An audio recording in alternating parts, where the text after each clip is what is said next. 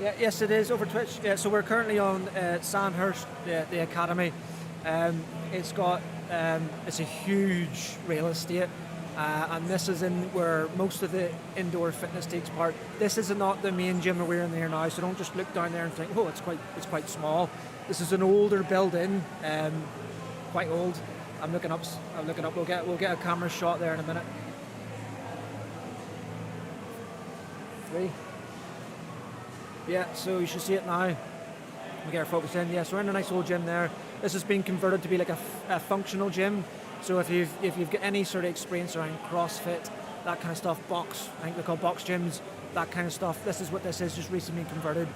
You've got another gym across the way, which most officer cadets are coming here and they're doing an inside fitness. That's where that will be conducted.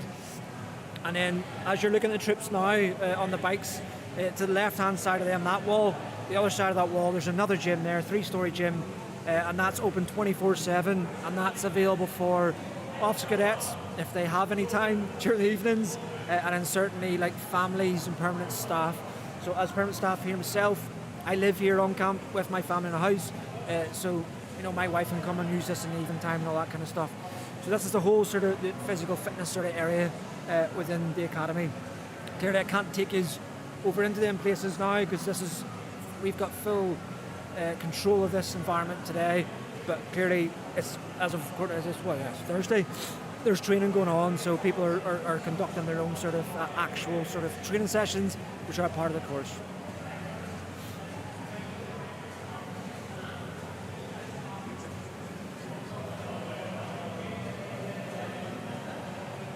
Yeah, so I'm like jumping all the way across. This table's quite long, and my eyesight's not as good as it used to be. But yeah, we have got a lot of good facilities. Yes, sorry, facilities. Yes, facilities are great around here. This is just a shame that we're stuck within here itself, but in and around the grounds there's loads of a massive new rugby and football pitch that's just been designed, and that is an all-weather one. I'm not a footballer or a rugby player, so in my head I'm saying 4G, 5G. It's one of the G's, but it's really, really good. And I had a charity match there just before summer recess, so time off for summer, and it's me looking at it. It's very, very high quality and it's good to go. So that's all up there, and that runs all the different sports that happen here.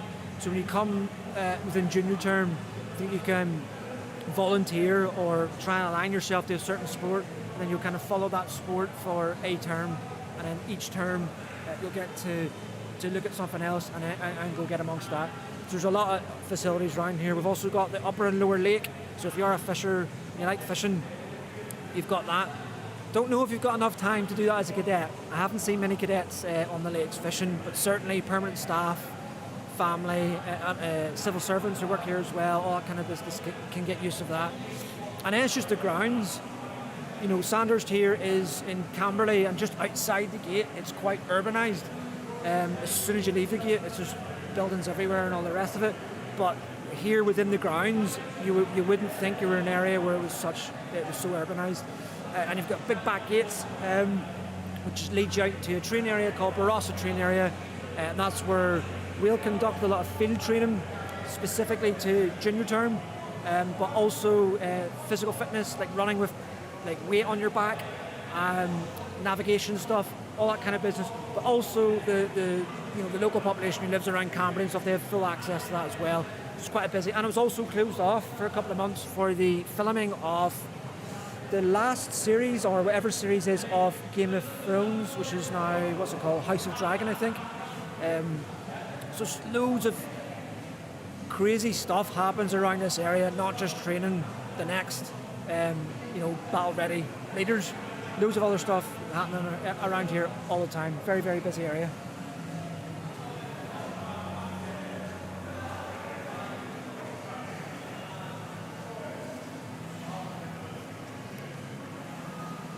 So the trips have been going on now, 08:59 on my watch, so they're coming up to their first hour. So that's 1 hour done, 7 more to go. And what I will do is give them a little wave in a minute to try and bring the laptop up to see the distance that they've covered.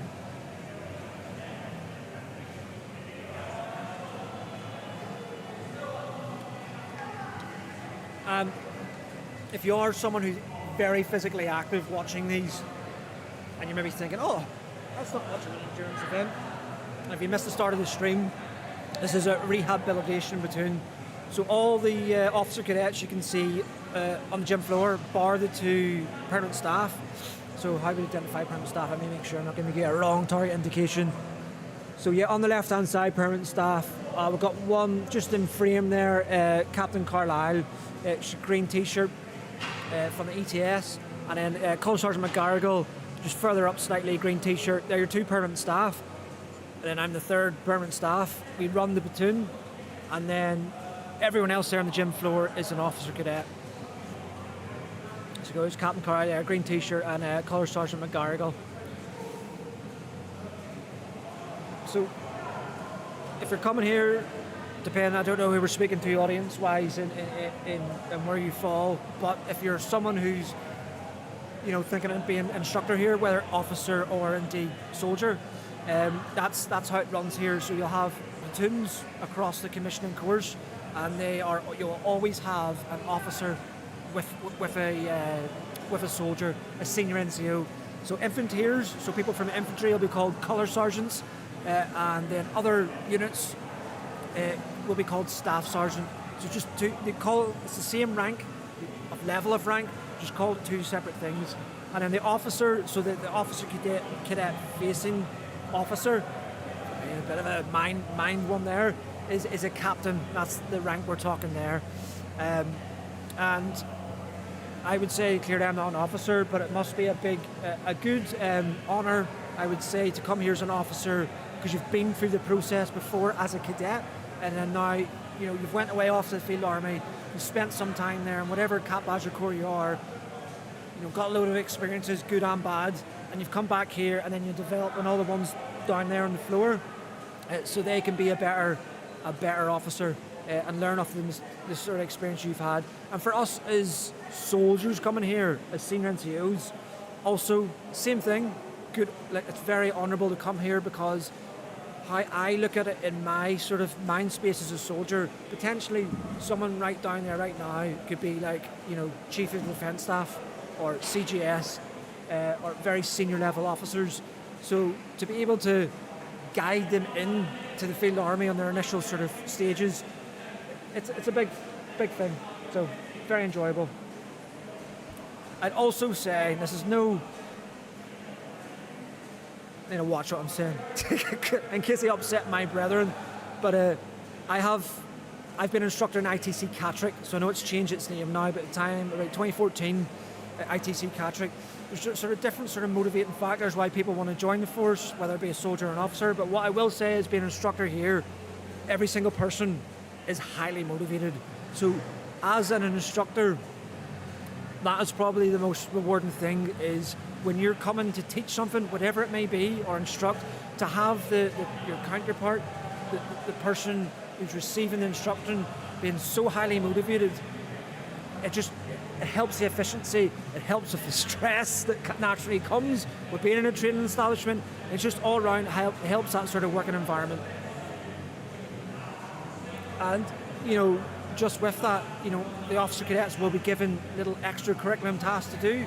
I don't know where I'm sitting here up with this sort of streaming software, but it's officer cadets.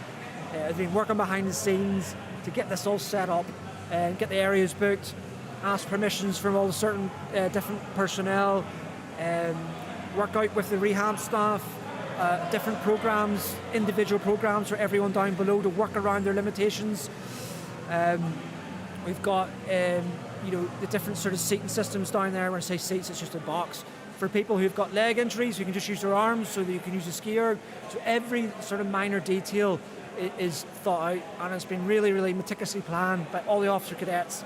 And us as staff, so the 2 colour sergeants and platoon commander, we're there for, if they've got, they need to ask questions on it and to help guide them. I sort of, very simple analogy is, if you've ever been bowling before and you throw the bowling ball down the aisle, and if you're really bad bowling, you've got the 2 side girders that come up and stop you going in. That's what an instructor is like. So it's up there, and you're just giving the task and allowing them to think about it all themselves, and just gently guiding them down to the goal. So they've done really well on putting this all together again. So So if you have tuned in either on Twitch or YouTube or where it may be, thank you very much for your support. They are greatly appreciated. And I know some of them I'll be asking about that when we finally get them up into the studio bit themselves.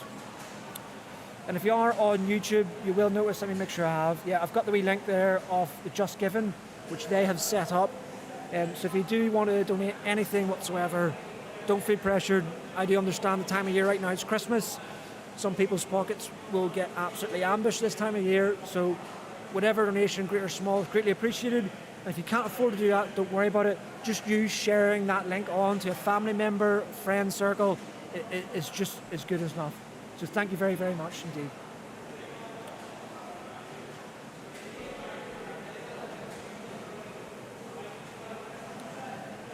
And I do apologise on behalf of my accent if anyone gets thrown off. Unfortunately, we don't have any interpreters up here today, but I hail from Northern Ireland. So I'd say my accent is mellowed out slightly because now I've been in the army 19 years over in the mainland, so it's slightly mellowed out, but it may be a bit of a twang. So if you are struggling, give me a heads up in the comment section and I'll slow it down.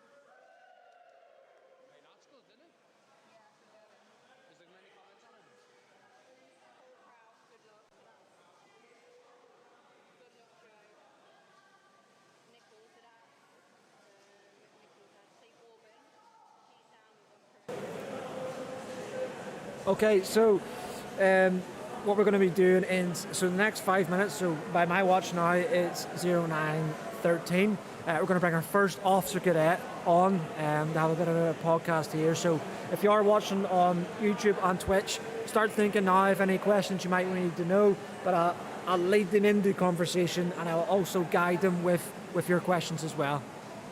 So I'll get them ready.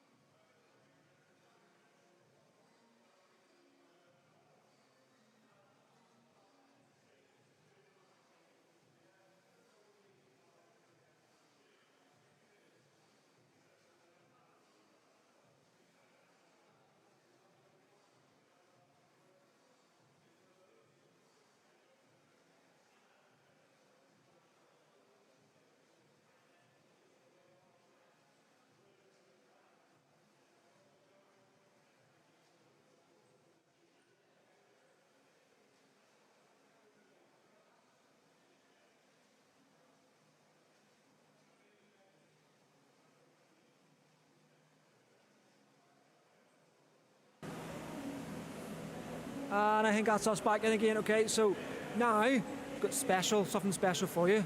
One of the OCdets are going to introduce herself to you, and then we're going to talk a little bit about our journey here, and then a little about what's happening down there today. So, go for it. Hi, so I'm Cadet Roslyn Body. I started my military career 4 years ago now. So I started out as a reserve soldier and joined the RLC as a supply specialist. Did that for about 6 months before going on to do briefing and main board at AOSB Westbury, where I got a Category 1 pass and then passed my main board first time, so that was very exciting. I then went on to do my reserve commission into the Royal Logistic Corps in February of last year, commissioned in April. From that I did a load of different things with the Army, so I was a platoon commander on a couple of ALDPs for corporals and lance corporals. I spent some time out in Romania on a NATO exercise, on exercise Steadfast Dart in the beginning of this year actually, and then I came here back for my regular commission, and I'm looking at either commissioning into the Royal Logistics Corps or the Intelligence Corps hopefully. So I started here in May, and unfortunately I picked up a bit of an injury whilst I've been here, ended up fracturing my hip, so I got a 4B stress fracture to the femoral neck on my right side, and I've been in Lucknow Platoon since July of this year, and I've got another term to go, so I won't be back on course until sort of like May of next year, but then hopefully smooth sailing from that point on. And then we're going to have to keep, I'll tell you what, I'll hold it to start making confusion. But for people who are potentially in the same position yourself, not through injury, but like they're thinking about joining, do you have any sort of key bits of advice then? Because I know it can be a bit of a messy process. Specifically, we'll just focus on the officer piece, about getting ready. Have you got any sort of like top tips for someone who's potentially going through that at this moment? I think top tips, I would say, for me personally, my employer at the time was really, really good with me. But I spent a lot of time and effort getting ready for briefing and main board. So I took a lot of time off work beforehand, sort of practicing my current affairs, practicing my maths as well, because I'm not always the best at maths. And I think people think about an officer that you need to have certain qualifications and certain degrees and skills, but the Army is such a wide place that you have something unique that you can offer to the Army. It may not necessarily be that you think you're the most sort of like mathematically adept or the best at public speaking, but you will have qualities that the Army are looking for, and you will have experience and knowledge that is applicable to soldiers. And I genuinely think if you're thinking about commissioning into the Army, there is a role out there for you, whether it's in infantry or in one of the corps, whether you want to join the artillery, go into sort of like clerical work, SBS, medical corps. There's such a plethora of jobs available to you. And I think the biggest challenge people face is that they deselect themselves and think they're not suitable for the Army, but there's not one fit for the Army nowadays. Like, you don't have to be a certain sort of way. I come from a very working class background, and I had this perception that I wouldn't fit in because there's sort of a notion of what a British officer should be. But we're continuing to break down those walls, and I think as long as you put in the effort beforehand, work on your physical fitness, work on your physical robustness, make sure that you've got that in the bag. Because if you know that you can run a 2K in a certain amount of time that you need to, know that you can do your pull-ups, know that you can do your press-ups and do all of those physical standards, it makes life so much easier. And then if you know you've got an area that you struggle with, that whether it's maths, whether it's public speaking, whether it's current affairs, just work on it actively. Even if it's sort of 10, 15 minutes a day, you can train your brain at any point in life to learn a new skill. And as long as you have that baseline, we will train you above and beyond that and work hard as a group to bring each other up, which is something I really, really like about the Army, both in the soldiering world and as officers. No, happy days. No, brilliant. That's like rock hard advice. I was just thinking you're going to give us a couple of points there, but there's like, if any, make sure you've got your notebooks out, because you're probably not going to get any other as more in-depth advice as that. What's happening here today then? Because you are the brains behind this. You were set a task now, and you weren't privy to it because you were down on the floor, but I was speaking to everyone else, letting them know that you do a lot of extra stuff not just what the regular commission course makes you do.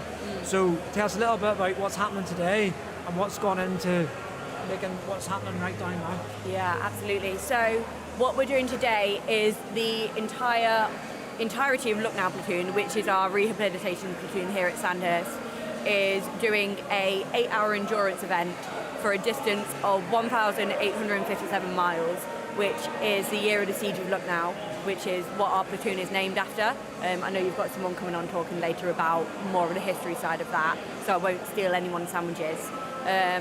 But essentially, based on limitations and different injuries that we've got, so we've got people with hip injuries, we've got people with broken feet, broken ankles, a couple of shoulder dislocations and things like that. So we've really had to accommodate and think about what people can do that's low impact but can get the miles on. So what we've settled on is an accumulative distance of 1,857 miles on bikes, assault bikes, ski ergs and rowers in a duration of 8 hours. So that's what we're looking at, and it's been pretty plain sailing in terms of like setting it up, getting things good to go. Everyone really stuck in yesterday, getting all the kit and equipment squared away and getting it all in here and set up in a different location as well that's not being videoed. And the PTI court, the PT court that are here really helped get us all the kit and everything that we need, so they really leaned in as well. So that was a lovely thing to see. But it's mostly engaging with the charity that we're supporting. So we're supporting SSAFA, which is a tri-service charity. So it supports soldiers, sailors and Air Force, both serving personnel, veterans and then their extended family as well in times of need and in times of crisis. And even just a £10 donation can help put someone on the end of a telephone for someone to reach out and just have someone to talk to and see if they can help, which is what we're doing. So whether we need them in the future or whether friends and family members that we have that are serving or previously have served will need them, every single penny will help towards that. And that's why we've chosen this charity, really. That's great. And thanks for letting us know about like the work that's went on behind the scenes to get up here. And it's not just a coincidence. You've actually painted out what I was talking about earlier on. Is where would you find that you're very, as a team, there's a lot of different personalities down there from all different backgrounds. And you just mentioned you classify yourself coming from working class. There's a lot of different people down there. Like, how can you describe? Like what's it like to be within that team? And I know there will be some sort of people will get on with each other and people will be upset with each other at some stage. That just happens in families. Whatever. And I know you're living on top of each other. But what's the key thing you find about like the sort of the team aspect? I think the dynamic that you get on course in comparison to the dynamic that you get down here is completely different. I think down here it's a lot more personality based because we're not in the field, we're not doing fizz. Well, we are doing fizz, but we're not doing 2K best efforts, seeing who can be the top third. And it comes there's a lot more challenges with it because you are around each other a lot of times. Like we do fizz together in the morning, we do lessons in the afternoon, and then we all hang out in the ante room or we'll all go out. But the beauty of it is there's so many different personalities with so many different ideas and different skills that they bring that we really bring each other up. And because everyone comes out of a course at different points, so you've not got people that are all at the same military stage in their military career. So you've got people that have come out at very late stages in their Sandhurst journey. So they have a lot more knowledge and skills that they can use to help sort of like the junior term that have come out very early. So it's really nice and uplifting to see that people work together as a team, share the knowledge, share the experience. And then also we just all ride the wave together because being injured and being off course is not a nice thing to experience. And even if your physical recovery is going well, it can still be like a bit of a mental battle. So there's different personalities that allow for you to really lean on each other. So sometimes you need someone that's a really high, bubbly personality to bring on someone that's a bit more quiet, a bit more reserved and struggling a bit, and vice versa. You might need someone that's been a bit too loud and boisterous and is really sort of grated on other people to have someone that's really grounding them. So those dynamics come into play a lot more down here than they would on course. And I would say there's more genuine friendship between everyone. Even if you don't get along, you still find the common ground in being injured, and that in itself is an experience that you will carry forward, and like the friendships and the connections that you're making here will last a lifetime. Like it's really good. Like, so at the end of the day, you're all here training to be combat ready leaders. Yeah. So would you say that sort of skill that you're getting now, like we'll call it like the people skill, is going to give you the expertise whenever you like leave here and go work with NATO? You're going to have to speak to people throughout all our different NATO allies, and it's really helping you then to sort of foster them relationship. Would you say that everyone here, not necessarily just in the platoon, but just Sandhurst in general, because you're all going to disappear off to all different parts of the army, does this process of the 45 and for you a bit longer stay here, does that help? Like, do you keep that friendships on? Well, I know you're not there yet, but can you speak of that? Can you see things lasting beyond your time here at Sandhurst? Yeah, 100%. And I think I'm in a unique experience as well, where I've had my reserve commission and I've already done things out on the ground. And the officers that I've got as friends in sort of like the Royal Logistics Corps, with the unit I was with, still very much in contact with them. They're always there for both professional and personal guidance as well. I'm still really close friends with a lot of the people that I did my short course with. Regardless of where we go in the army and different careers that we have, we still meet up, see each other as friends, lean on each other. And it does really, really help in terms of just communicating across the wider army. You may have a question that you've not got the answer to, and people are just a phone call away or just a text message away or an email away. And everyone, even if you've not met them, there will be someone in the army that knows someone that knows someone, and they will know of you because so there is a positive of being a slightly smaller army. Yeah, absolutely. Like your reputation and your name does follow you around here, and if you're a good lad or a good lass and you just get stuck in and you're personable and you communicate well, people will always help. Like regardless of where you are in the army and whatever walk of life you go into, people will always help. Like the connections that you make here will honestly last a lifetime. Whether they're friendships or like just professional relationships, everyone will always rely on each other, which is something that's really nice in the army. It's just like the sense of belonging and the sense of being sort of one and working as a team is really, really good. No, that's perfect. Thanks so much, and I don't want to keep you here too long because you're the brains master in all this. I've got another stint on a skio to go for the next hour. When do you start?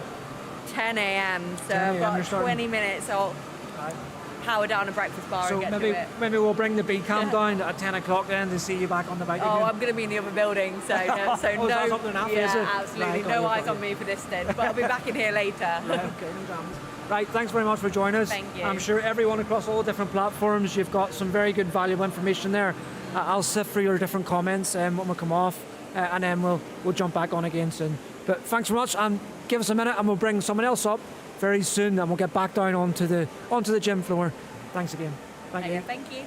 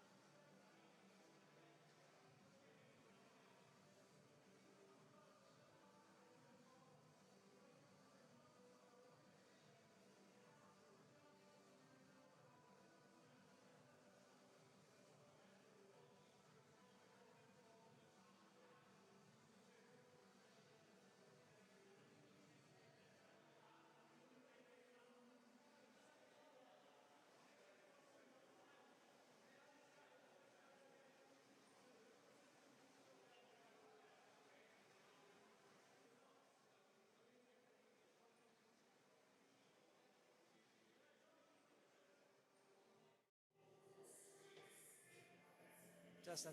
1, 2, 1, 2, 1, 2, 1, 2, 1, 2. You can hear me now?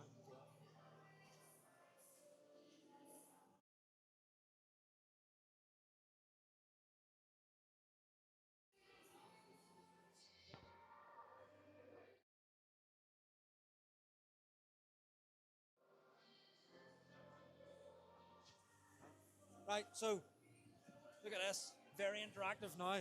Make sure I don't kill the camera guy. Right, there we go. Move down the shop floor now and see, meet all the troops. Walk through this very narrow architecture. Can't let you fall. Here we go. How are we doing on the stream? It's coming now. Right, on the shop floor. We'll go down the very bottom. We'll make our way up to the top. So here we go. Coming to you next, Mr. Beasley. These are the ones. These are what we can say the top of the platoon, maybe. Right. All the way down to the bottom, right. Let's go to the my right, your left. Trips, how are we getting on? It's going well. So why are you using assault bikes? So on assault bikes at the moment, I guess, well personally a bit more distance, but we're not running because we need to protect our injuries that we've got.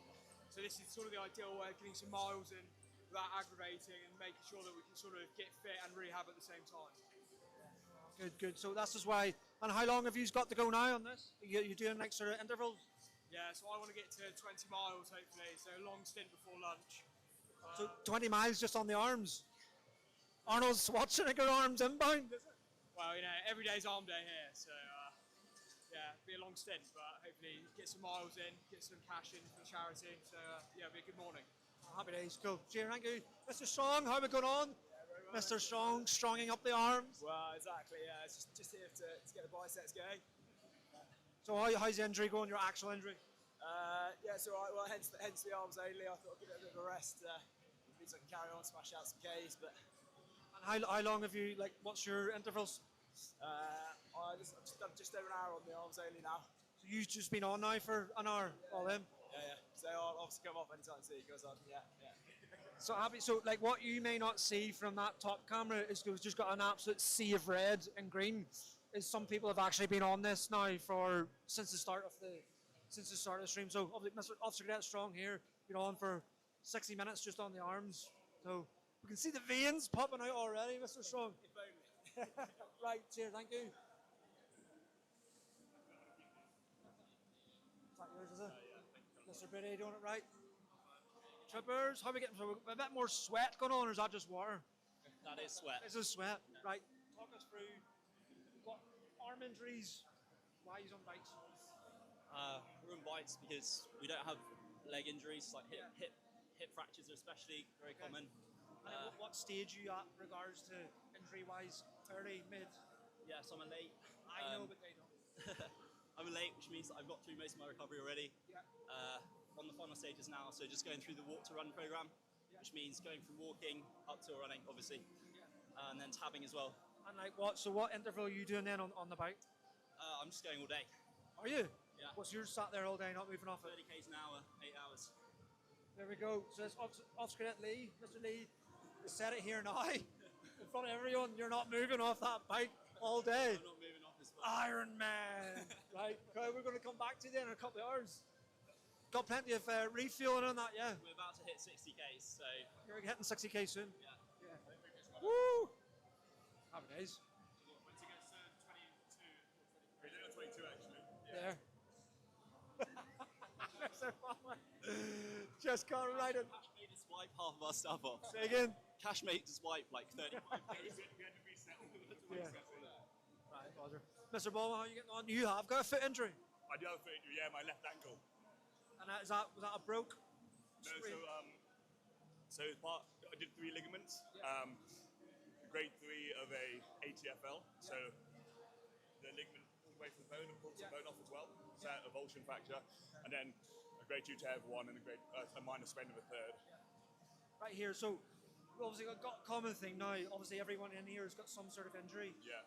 some people who are trying to get into either become as an officer or a soldier, they may not get through that med part because they've injured themselves in some way, or they're having to overcome injury before they even get to the start line. For someone who's in here, quite clearly you've come out of your normal platoon, so you're obviously a little bit frustrated because of that. For sure. What sort of advice have you got for anyone who's trying to work through injury to get to where they need to go? I think day by day and consistency. I think that's what we do. It becomes a bit monotonous. It becomes Groundhog Day. You do your rehab, get fit, but just being consistent with your recovery. I think that's the main thing. And it is tough. Like, you'll have ups and downs. But when you're feeling down, that's when you go to another mate who's feeling up, and they can help bring you up with them, or they can help just like support you, but vice versa. You know, when you're feeling a bit down in the dumps about you watching your mates pass out or something, you know, you have other friends to lean on, people who've been through the injury at different stages, lean on their experience, and then you can come back and be that person. So you're saying there's a common thing we're sort of getting from people. There's a big sort of a way on, like team. As cliche as it is, you do experience that sort of team. Yeah, you have to. I mean, no one's here alone, right? No one wants to be injured. And so having everyone around you, it's massive. I wouldn't be able to do this by myself. If I was start doing this by myself, that's bloody tough. So and for some people who may not be in the sort of have what you have and have the team around them, and they're on their own and they're trying to get to the start line, it's just staying positive. Take it day by day. Literally day by day. I think if I was to think, you know, my commissioning date's been delayed 8 months now. If I think, oh no, I'm not going to commission until December next year. That's a long time. Like, so you can't think like that. You have to think like, you know, we're doing this event today. Get to the next hour. Kind of like juniors, get to the next meal. Just do that. And then you're all good. And then what are you doing interval-wise? I'm just on for now. I think we have a break in a couple hours, so I'll have lunch. But I'll be in the NAFI at some point as well, so I'll be on the bike there. So what you are doing, two separate places, aren't you? We've got the main area here and then a little team over in the NAFI. Yeah, exactly, So and I think that's why we're doing challenges as well. We'll get some of the seniors or juniors to come and do some fitness challenges, best ever 1Ks. Okay. Right, here, thanks very much. Thank you very much, Scott. Good luck on your bike. Thank you. See you in a bit. All right, let's go over. Let's go over to the main man here. We've already introduced you, Officer Cadet Blathwaite. Mr. Blathwaite has come from the States, which you've already seen anyway, because I've been talking about him from our perch up there. How you find it in the UK weather? Oh, it's beautiful. It's almost as cold as Pennsylvania right now, so I feel right at home. So that's where you're hailing from, is Pennsylvania? Yes, it is. Okay. And what's your experiences of coming from a completely different army and then from us here in the UK? I think the humor is very different. I'm going to have trouble going back to the US, fitting in again, and I'm probably going to get in trouble for how crude my humor is. Your humor? So you're saying we've got a... You've corrupted me. So British Army humor is slightly on a different side, is it? Definitely is. Right, well, and then, so what's the plan then for you here now, interval-wise? How long are you on the machine for? Keep cranking for a few more minutes. Take a quick break. Get back into it. Okay.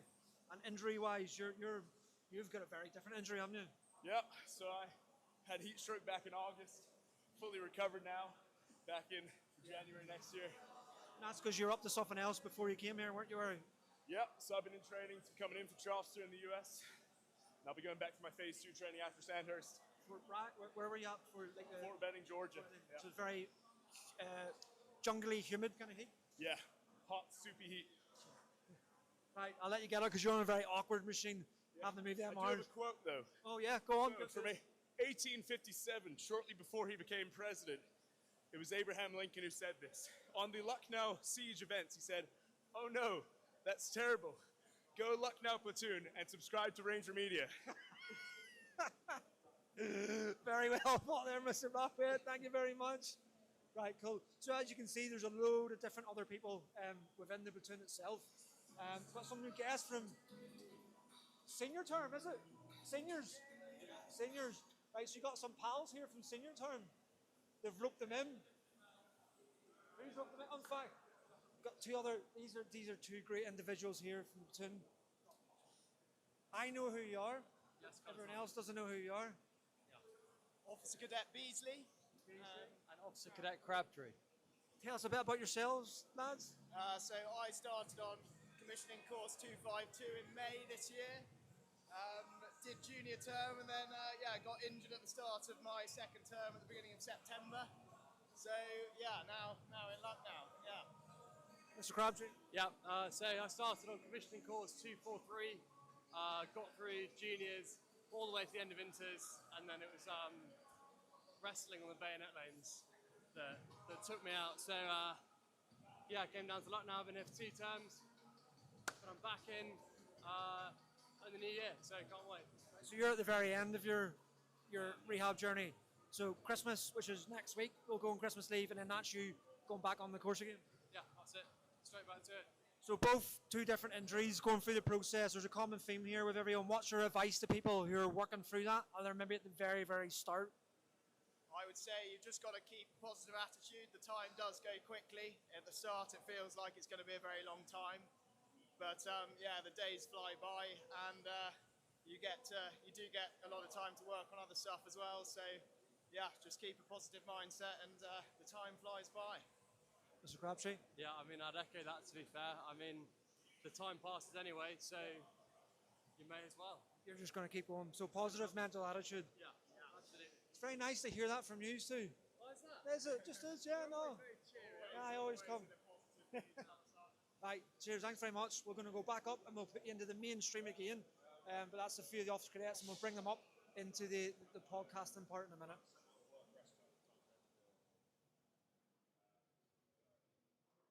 Because we are a singular team.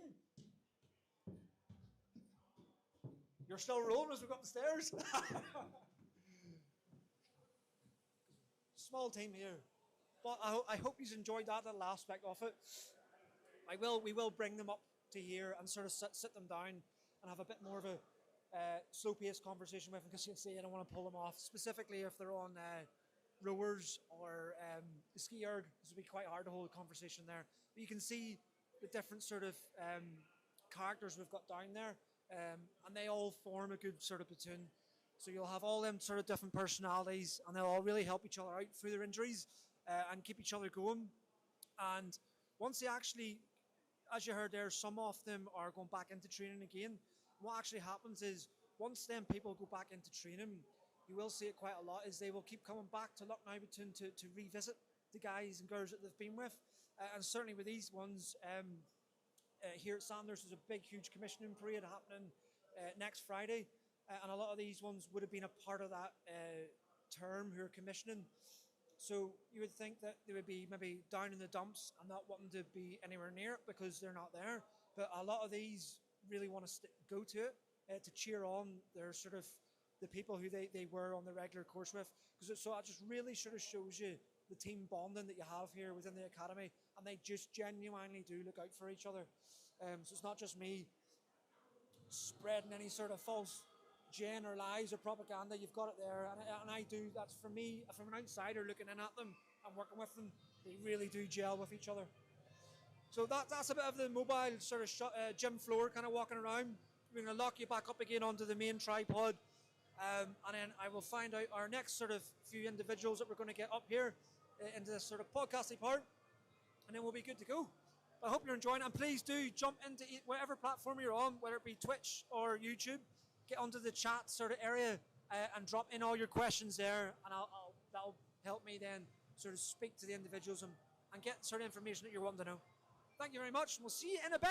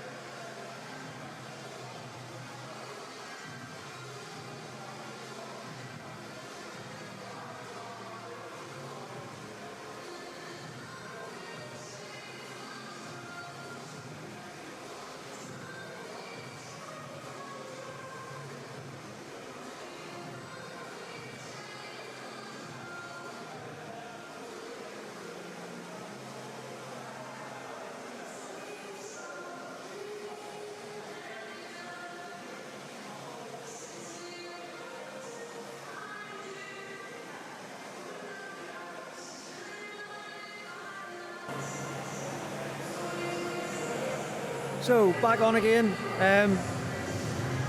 We're just waiting for some people to come up, and then we're going to get a bit of a talk with a few other people in this kind of little environment, just letting them warm up. I say warm up, they've now been going at it for 2 and a bit hours, and welcome now for any of the questions and stuff that you may have. Just drop in these sort of chat bars, either on YouTube or Twitch. 2 monitors are more than an arm's length left and right, so I will do my best to jump across and sort of answer these. But as you're looking now in the shop floor, I keep saying shop floor, I don't know why I'm saying shop floor. On the gym floor, you'll see a couple of sort of different individuals now turning up, specifically on the bikes and the equipment, specifically the green army issue t-shirts, and that is now some officer cadets from senior term.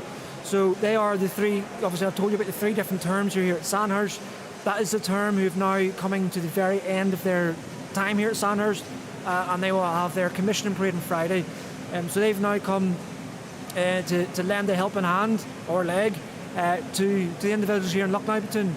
It just further solidifies that sort of team spirit you have here at the Academy. And I believe, I believe some of them have actually just come off their actual training, their PT, so physical training for the day with their actual course. So where they should be resting, they've now jumped in here to go on to this.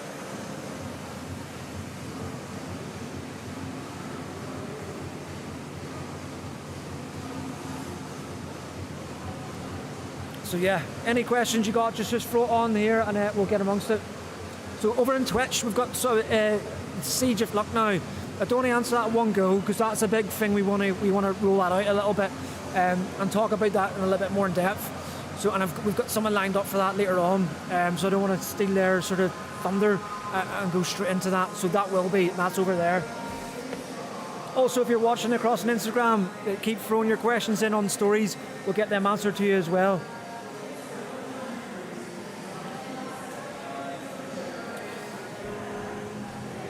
So yeah, we're going hard now, and I think, what was the last, let me try and find out for you now, the last sort of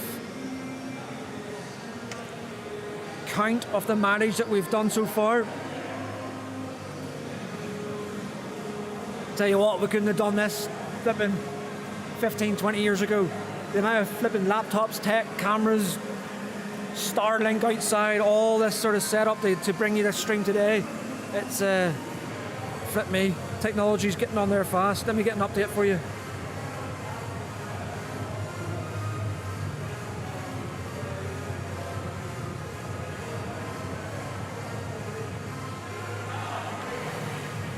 So yeah, going to get a wee update now for you in regards to the miles that were covered. They're down there on the gym floor. We've got a NAFI. So if you've got 0 military experience whatsoever, a NAFI is like a shop here within the British, all over the British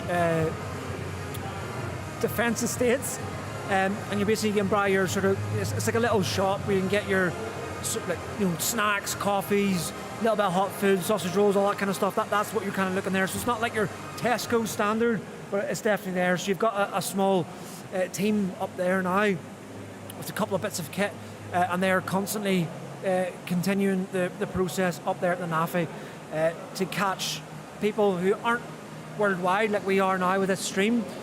Just all the sort of officer cadets, civil servants, staff members, family members, all that kind of people who would use the NAFI. That's why they're up there on that sort of side.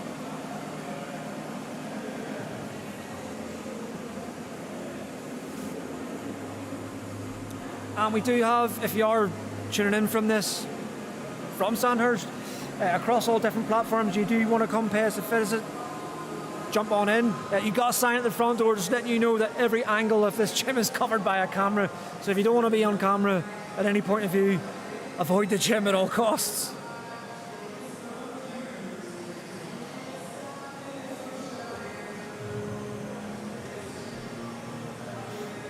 And we've got some, so if you have been around the stream since the beginning, we've got we were speaking at Officer Cadet Lee, because there's a lot of individuals down here. They've got different sort of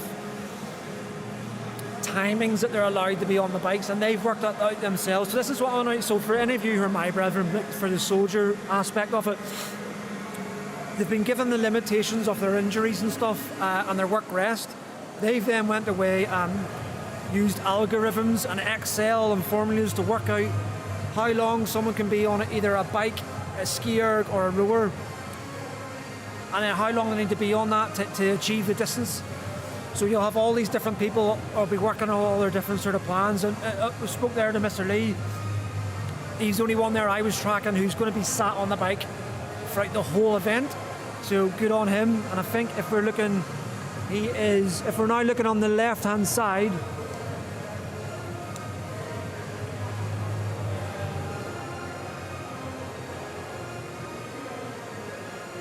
I'm just trying to work out where they are.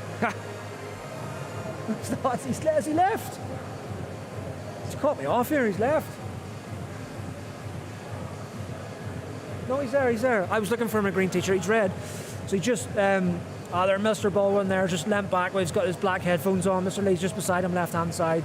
Yeah, so he's going to be sat on that bike the whole time. I was flapping there. I thought, he had an interview saying he was going to sit on it all day, and he's got up and left. He has not. I can confirm Mr. Lee is still on the bike. So good on him. How are we looking?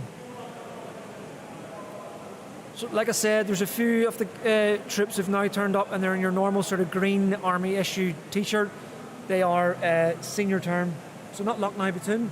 But I did see a few familiar faces, because what I did sort of mention previously, that some of the people will have spent some time in Lucknow Platoon before reinserting back onto the regular commissioning course itself.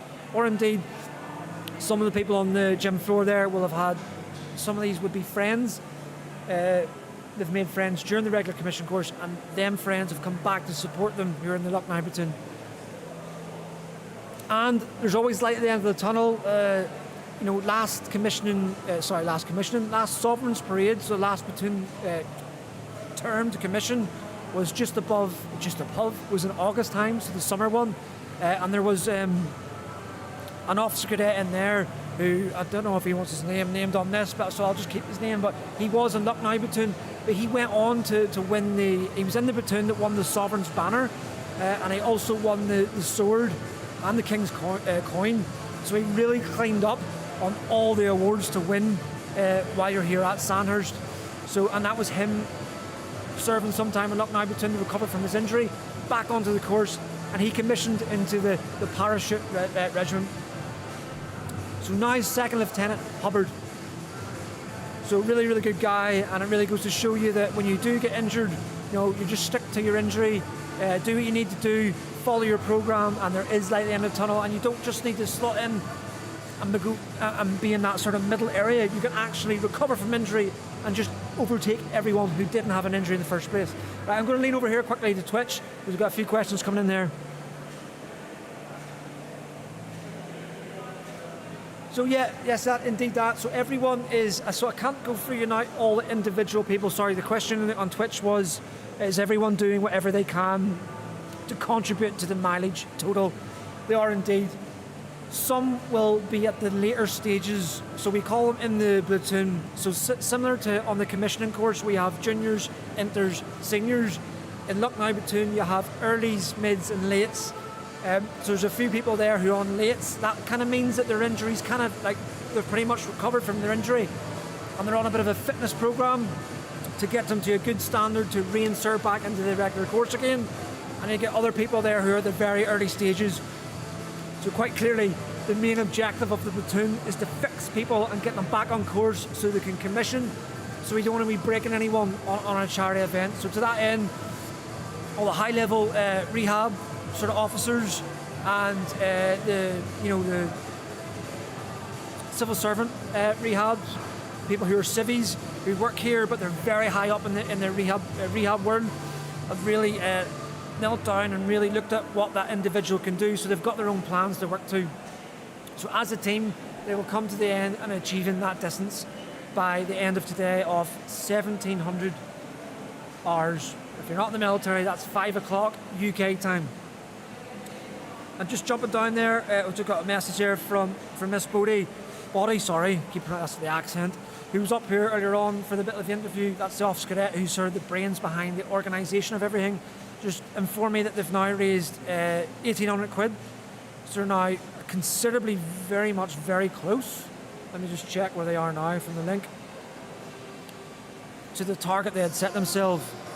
So they're at 73% so far. So if you have donated, thank you very much.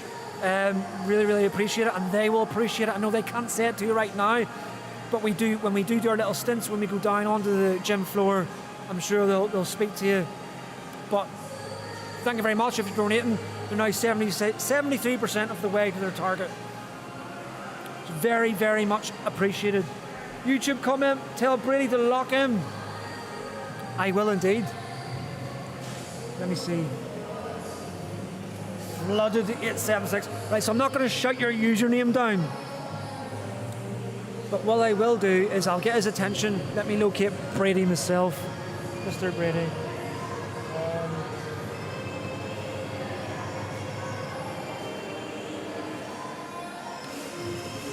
So the camera, what you're seeing now, let me see if I can see Mr. Brady. No. Left hand side. Yeah, it's seen. So he's beside Mr. Lee. So he's got a grey army t-shirt. Right, I'll get him locked in. So you don't have to completely tell me who you are, but are you a family member? Or are you a friend? You don't have to give me your name. I'll not shout your name. Which so I can stand over on the balcony and I'll give him a heads up to lock in. But I'll tell him roughly who it's from, whether it's a friend or a family member.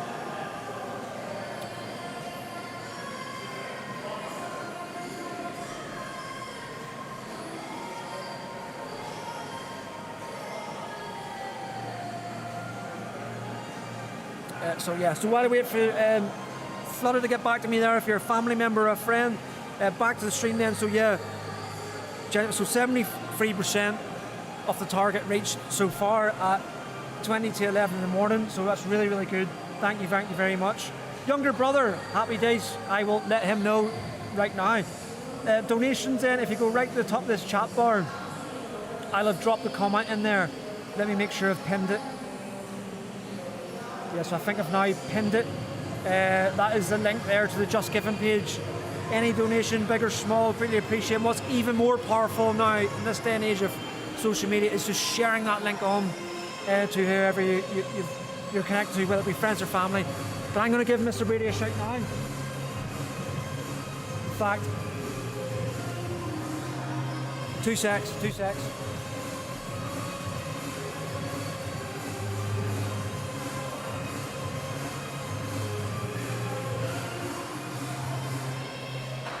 We're going to do, because you're a family member, a sibling, we've got to do it for you.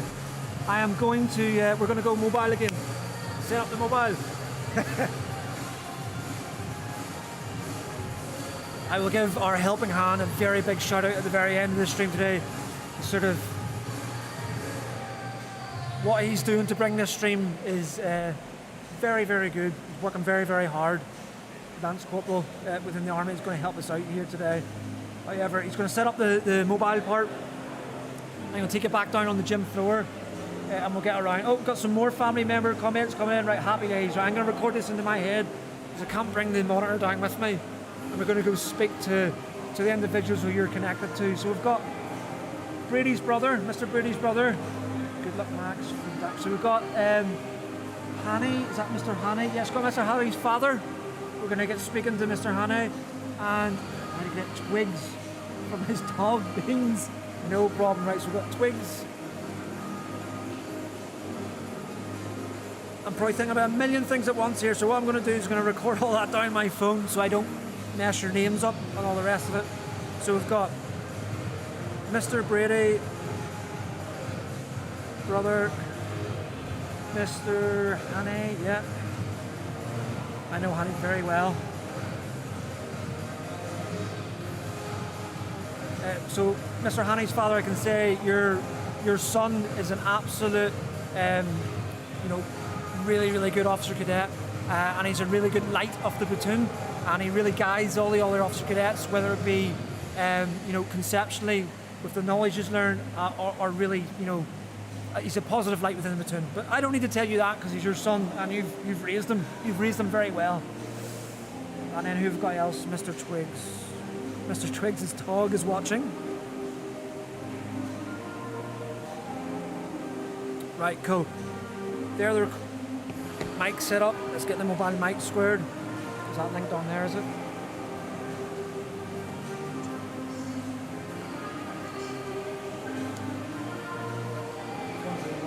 That's the right mic. Right, mobile mic. List the names. That's off. List my on. Happy days. You know, a million things at once. Right, let's go. Any more messages in? Right, no. Cool. If you are going to send a message in now, I'm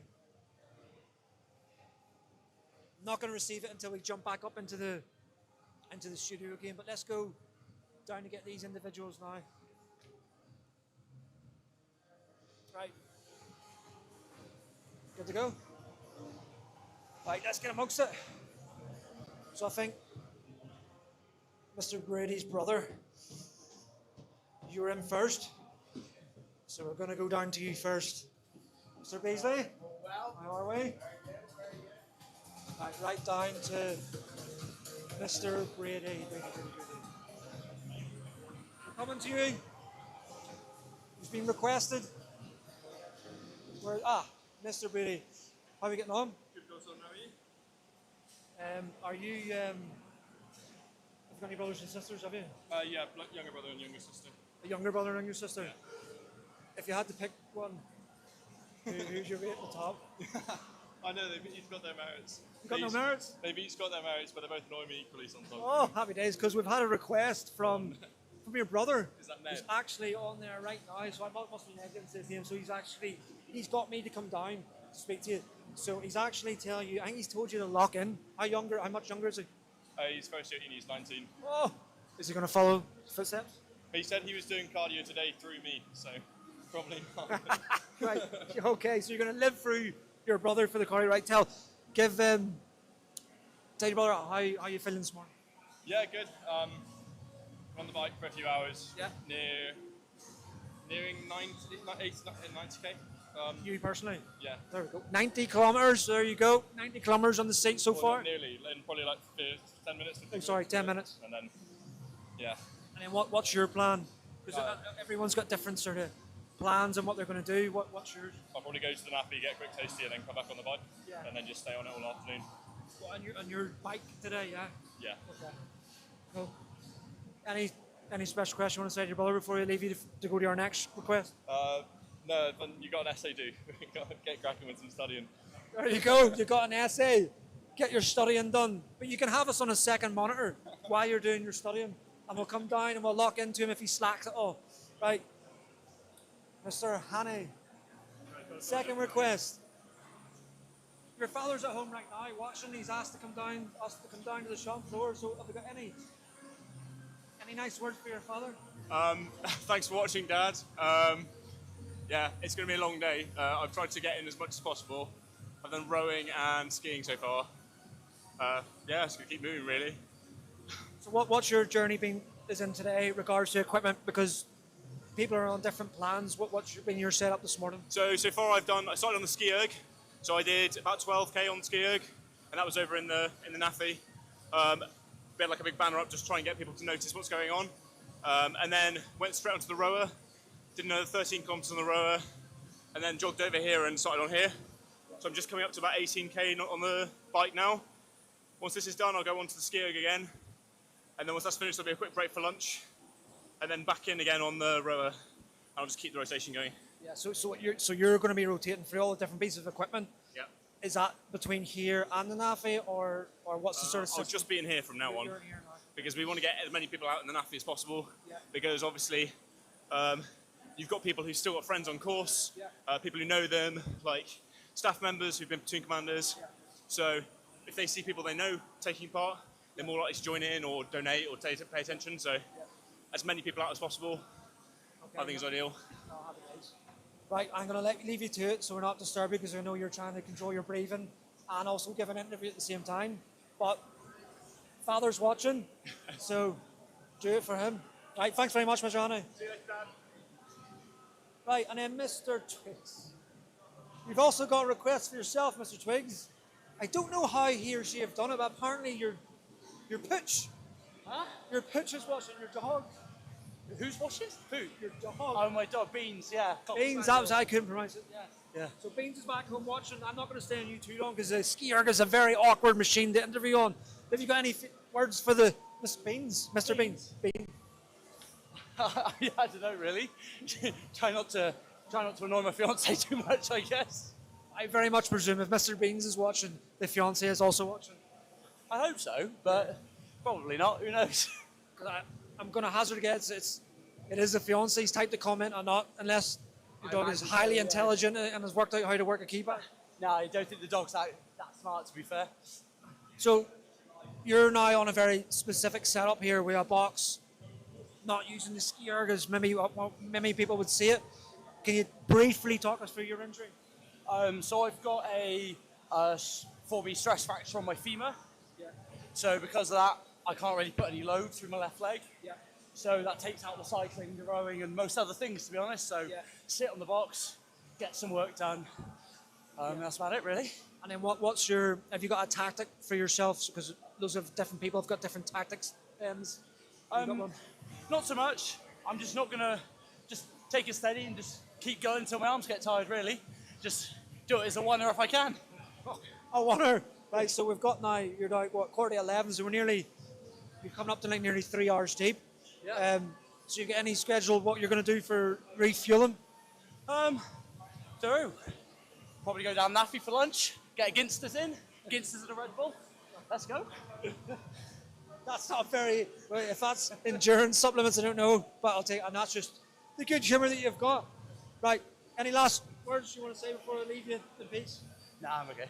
All good, all good. Happy days. Right, we'll go back up to the main system again to see if there's any more requests, but we'll just periodically jump back down again and log in to see if there's any more questions that are going to come through. But as you can see, I think like with anything, you'll have this natural, bit of excitement as everything starts. But we're now 3 hours, like I said, we'll just come up to 3 hours now when we hit 11 o'clock in, and you can start to see it in their faces now that people are starting to feel a little bit of pain. And like, if you've just jumped on the stream, remembering that they've got injuries and stuff, so it is going to be naturally a little bit more difficult for them. But that's where we're going to really start to see that sort of mental resilience coming out. And it will really prove to you that, in 2025, whether it's young officers or young soldiers, they've got just as much resilience now. We've just got a different way of training it with them.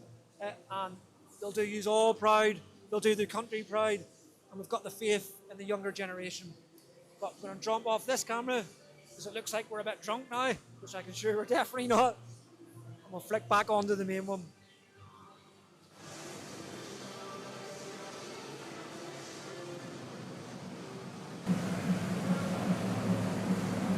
And I am back on this one. Yeah, so there we go. That was back down gym floor. Just seen a few more comments coming in. Unfortunately, I can't see them when we're walking down, but I will remember to do that and speak to them people when we go back down. Tell what Jones, he's not working hard enough. I think have you mentioned that before, or was that on a different platform? I need to have a look to see where he is. That's not the first time you've said that. And is that Northcote? Good luck, Harry, from Dad. Okay, yeah. So obviously at Northcote, also very good guy. I've been in Lucknow now for a term. So as of next week, when we get to the commissioning period, that's term done. And I've been with Mr. Northcote for the whole term. Also, very great guy. Very good high personality within the platoon, and he's going to make a great officer. He's got great personal, positive mental attitude to get over this injury. Once he gets onto the course, achieves what he needs to achieve on the actual regular course, and walks up the steps, he's going to do great. Right, so I'm going to jump off this now. We're going to go around and start getting ready our next people and get up this little setup again. and we will do there. Well, before I jump off, Mr. Reid is here. However, we're sort of working off two different places. We've got this gym set up here, and we've also got a team who are working up in the NAFI. The NAFI is like, if you imagine, it's like a small shop where OCdts, family members, staff go to chill out, drink coffee, sausage rolls, all that kind of stuff. So they're up there with like a minimum setup and a physical bucket for donations up there. So we're split between that. But once I start to see the faces rotating through here, we'll get back down onto the gym floor again. And indeed we'll get more of them people up here and have a sit down chat and really learn about their journey and what it means to be either to join as an officer or their injury journey and how they're getting through that. So I'm going to leave you for the next sort of 10-15 minutes while I go get our next sort of person ready for that. I'll see you in a bit.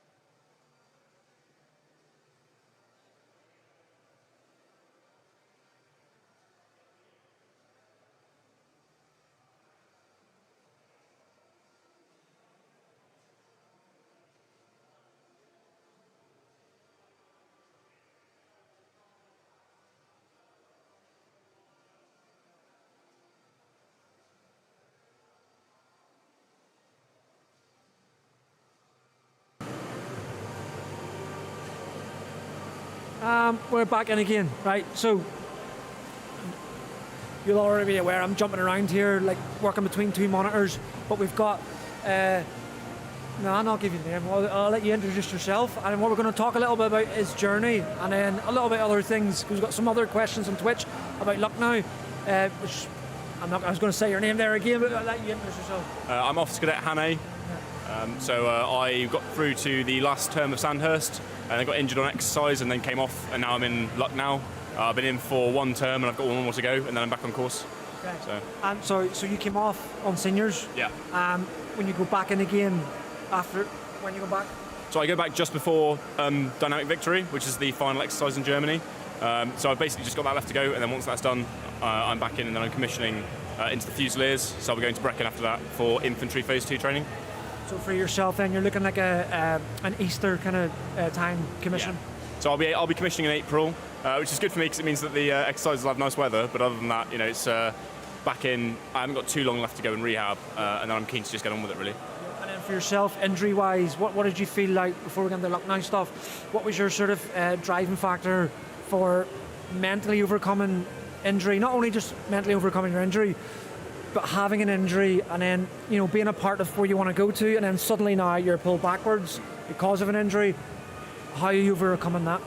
Well, I think everything is an opportunity to grow when you think about it in the right way. So obviously, in Sandhurst, in the Army in general, resilience is a big thing that we train, mental resilience, and then you go through your phys sessions where you're put through a lot of difficulty and you're having to push through bayonet training, everything that's built to try and get you to come back when you've been knocked down. And for me, when I first came down to Lucknow, I thought this is an opportunity to be tested and then prove that you can do well in that environment.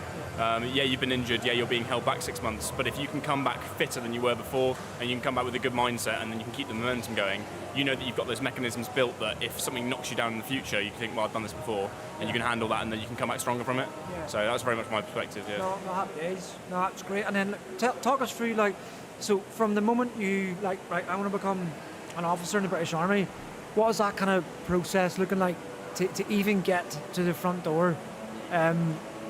We'll not delve too much into Capita and the medical stuff as in length of time, but just for you, what's that look for yourself, whether it be academic qualifications or just what does that look like for someone if they want to go to become an officer? So for me, my main thing was the Army. I wanted to join the Army. I did a short stint in the reserves as a soldier, and then that was something where I was encouraged at that point to look at becoming an officer because I'd done well on courses, and they thought that was something that suited my personality. I'm a non-graduate, so I never went to university. Okay. I went straight into work afterwards, and that's never limited me. So when I came, I was quite worried that I'd arrive at Sandhurst and I'd constantly feel as though I was being kept apart because I didn't have that degree and that experience. But that's never mattered. I've done a few academic stuff slightly separately in a different set, but that's never actually affected the quality of the instruction or how much I felt like I got out of it.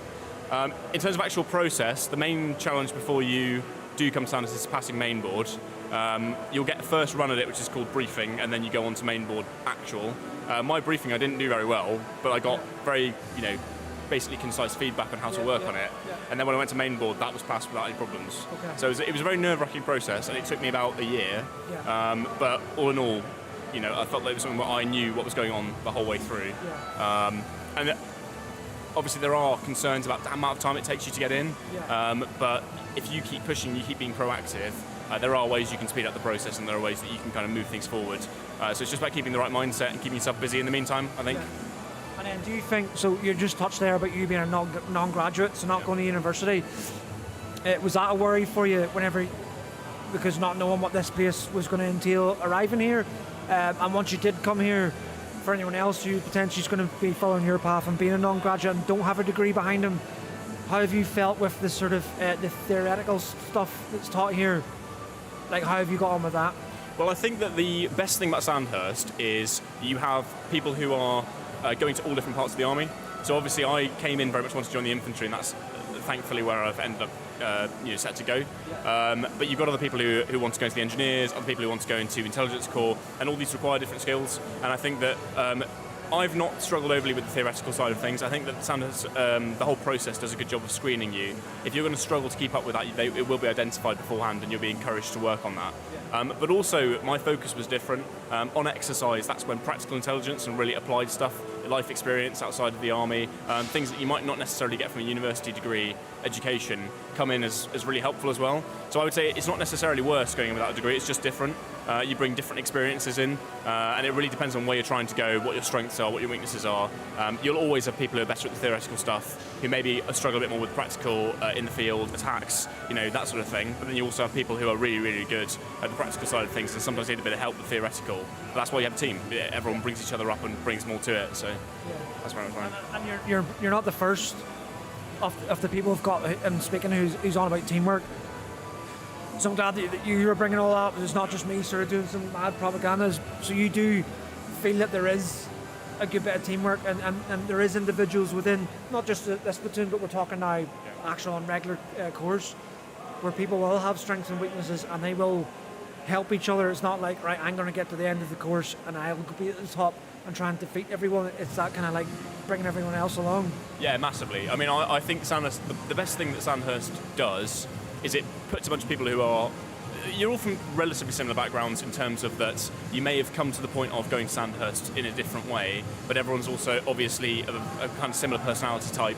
They've got usually relatively similar drivers. People join the army for all different reasons, but there's a few things in common. People like the challenge, people like the lifestyle, and by the time you get to seniors, everyone's gelled a lot in that army culture, but you all do have different things you're strong and weak at, and I found that anyone who tried to get through without helping out the team, it would come back to bite them, and then eventually they'd come back and there'd be something they need help with. No one's completely invincible on their own, and I think the best thing the army does is it takes people together, brings people together, and then it builds a team out of them.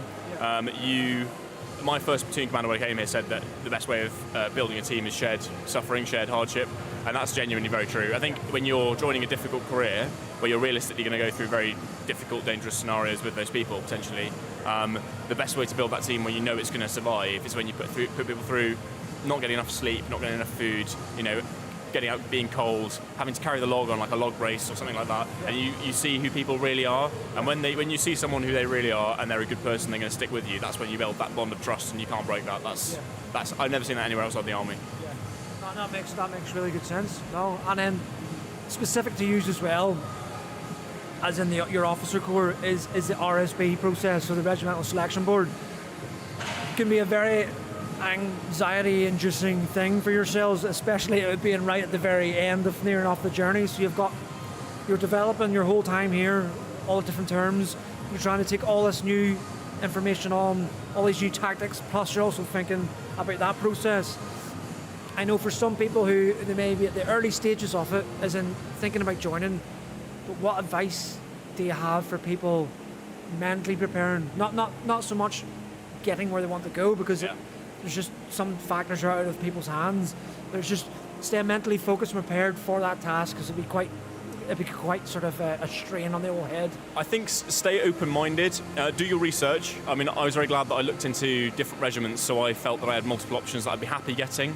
A good principle to go in is have an open mind to the army in general. You want to become an officer, and everywhere you go that will have many, many similar qualities. You could be in the Med Corps, you could be in the infantry, you could be in the engineers. You're still going to be managing people and their careers on a day-to-day basis, and a lot of that job is going to look very similar, especially if you push for, in a larger corps, push for a job that suits you more. There's always flexibility in that. You're going to have a good career wherever you go. I genuinely believe that. But I think when you're before Sandhurst, visit as many places as you can. It's not completely essential. I only visited, I think, 3 places, but if you can, it means that you know what you're dealing with and you're known to regiments beforehand. And then when you go in juniors, just do not worry yourself too much. You can change your choices after juniors if you really need to, but more importantly, if you have a shocker on a section attack, or you something goes wrong, you fail a navigation exercise, no one's going to care, because juniors is the breaking in process. If you think it's quite common to hear the army talks about, as in it breaks you down and builds you back up. Juniors is the breaking down process. Everyone's going to have failures in juniors. They can have errors where they struggle.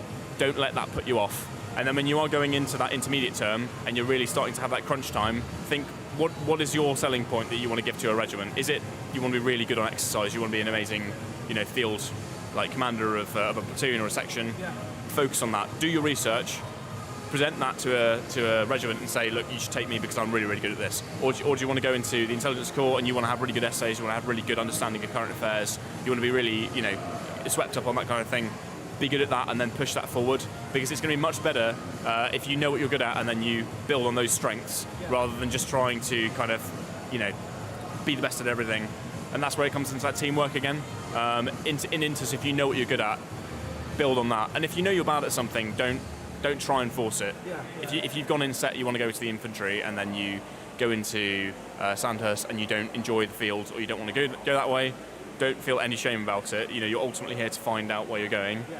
If you want to change it up, and don't let anyone tell you where to go. On the flip side, if you decide you want to take on a bigger challenge, take on that bigger challenge. Last thing I'd say is go for what you want to do. Don't go for what you think you can do. If you go, I think I'm good at this, I think I'm suited for this job, I like the culture of this regiment, I don't know if they'd take me, just go for it. And the thing is that if you don't deselect yourself, because you never know. There are people who I knew never thought they'd go to specific regiments, and then they ended up there, and they were completely gobsmacked when they did, but they're incredibly happy with it now because they thought it was a long shot and it worked out for them.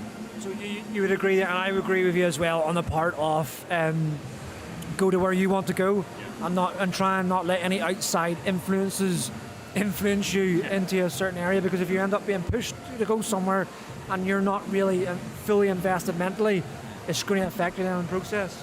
Yeah, massively. I mean, another thing about that is you'll go on visits. In Sandhurst, you get 2 visits. So you'll go to take 2 choices. You can declare interest in as many regiments as you want, and you can talk to them. And then come intermediate, or end of junior term, you'll have to pick 2 that you want to take forward. And during that process, there's some chopping and changing. Some regiments may drop people, some may pick people up, and then you'll end up with 2 full RSBs at the end of your intermediate term. When you go on those visits, really try to understand the culture of that mess, because every officer's mess is different. They all do things slightly differently. Every regiment's got a different culture, and that's the real strength of the regimental system, because if you find somewhere where you really click and you think that the people are your kind of people, then it will make you more integrated into that platoon when you go into that regiment when you go there. You'll feel a stronger sense of identity with that regiment, and then you'll put in more into the team and you'll fight better. So I think it really does come down to be honest with yourself. If you see yourself living somewhere, you see yourself working with those people, go for it, take the chance, go for that regiment, and chances are they'll see you as a good fit for the regiment as well. Yeah, and it's really adopting that lifestyle, because it's not really, I know it's classified as a job, but it really is a bit of a lifestyle, isn't it? Because well, you're doing stuff like this, not many normal jobs will have you sat down, going this distance and all this, all these different parts of equipment, and just naturally doing all the things that you do together. So I would say, and like we've asked a few people as well, would you say like the whole cliche about like friendships and stuff you're meeting within the military environment, I don't know, not everyone's going to be your best friend, we're all human at the end of the day, but would you say you do get them hard like rock friendships and quite clear with yourselves, where you're going to all like filter off all these different places? Is that something that you will keep the hold off as you go through your military careers? Yeah, definitely. I mean, I think the strength of the army is, like I said, that hardship element, and also that closeness. You're living with people and you're working with people, and that will make you close quicker than you would otherwise, I think, because you get to know people very well. But the key element, the kind of secret sauce, I think, is that you go through difficulty together, and when someone's put under pressure and they need the help, or they're in a position to give help even when they're really uncomfortable, and then they do so anyway, you can trust that person. And I think you can be friends, in your civilian life, you can be friends with someone for years, and that friendship can never really be tested if you can rely on them. Whereas in the military environment, you can rely on your friends because you've had to rely on them countless times. You know that if you were in a dangerous situation, you both know exactly what you'd have to do, and you'd do it. You'd go through the difficulty. There's people I trust from the army because you said you won't be best friends with everyone, but even if you're not best friends with someone, you know whether you can trust them or not. Because you've been through that difficulty, you can still work really well as a team. I may not get on with someone at all, we could have completely different interests, but I know that one time, Strive for the same goal. I know when I really needed to get that model pit done, and it was 1 o'clock in the morning, and it was absolutely tipping it down with rain, and it was freezing cold, that he got up and did it with me. And that's the thing that's the missing element from, I think, a lot of civilian jobs that you get in the army, as you really get to see who people are. And if you get on with someone, and then you've also got that level of trust, it just skyrockets that to a new level where you know that person's a really good companion for you. No, brilliant, thanks. All right, while I've got you here as well, over on Twitch, like I said, I don't wear glasses, but I haven't got eagle eye vision. We had a question earlier on regards to Lucknow. I think it is from a brother from across the pond. So, Mr. Haney, can you give us a bit of a breakdown, a very basic summarisation, not the whole length of it, of the Siege of Lucknow, and then when it was, and then why that's specific to what the troops are doing today? Okay, so I actually didn't know anything about the Siege of Lucknow before I came down to Lucknow, which I think is very common, and that's basically everyone. So it depends on how much you know about British history. In about the 1850s, 1855, there was the Indian Mutiny, which was essentially a disagreement about the way that the Indian Army was being handled. At the time, India was still ruled by the British East India Company, which is a big private enterprise. So lots of the rules around, basically ethical treatment that existed in the rest of the empire that was ruled by the crown didn't exist in India. And as a result, this led to a split within the Indian army, where a huge number of Indian troops rebelled against the East India Company, and then went through and attacked a bunch of British residencies in India. Now this went on for years, and in 1857, Lucknow, which is one of the cities in India, was besieged by rebel forces, and there was a garrison within inside the British residency, which consisted of about, I think, 1,700 British soldiers and sepoys, which were British Indian troops. They were completely surrounded and besieged with artillery, and then continuous attacks on the walls, and then awaited relief. And that went on about for 88 days. And during the course of it, they had local civilians joined up to join the defence, including pretty much the entire school. I think it's Martiniere boys' school that joined in. Lots of amateur soldiers, and almost all the British soldiers there were injured, and yet kept going. And there's a couple of key points I think are relevant for us, and why I think it's a really good choice to pick for Lucknow. I think one is obviously the injury element. You've got people who are in a scenario where they are being shelled, they're standing to your own positions where they're being fired at. If an injury is sustained in that environment, they don't have the sufficient food, medical supplies, relief, anything. You just got to keep going. And in so many of the residencies, what happened was once the defenders had broken, the population was massacred. So I think the soldiers there knew that they had to stand their ground. That was the only option they had. And they just needed to basically, to use an army phrase, to lock in and just deal with it. Just get on with it. Sometimes you've got to turn to your left. And Exactly. And early on in the battle, the colonel in charge, I think it was a colonel, Colonel Lawrence, was killed on the second day, or the first day, and he survived until the second day and then died. And so for the entire rest of it, you had a chain of command that were, relatively inexperienced compared to him, who weren't supposed to be in that position. Everyone had been bumped up that level. And I think it's that combination of, when you're injured in Sandhurst, you're ready to go on course, you're focused on that goal of becoming an officer. And then this curveball gets thrown at you, and you're suddenly injured. You can't do everything you could before. You're so limited in what you have. Your options suddenly shrink down. You just have to basically deal with it. You have to just recover from that injury.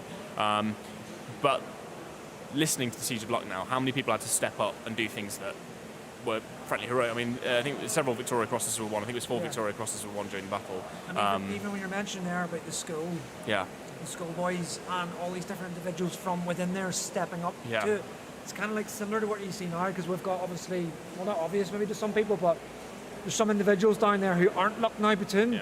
They're either friends with members of Lucknow Platoon or past members, and they've taken time out of their own day to come down and help you out. Maybe they've just come off their own physical activity and they're just popping in.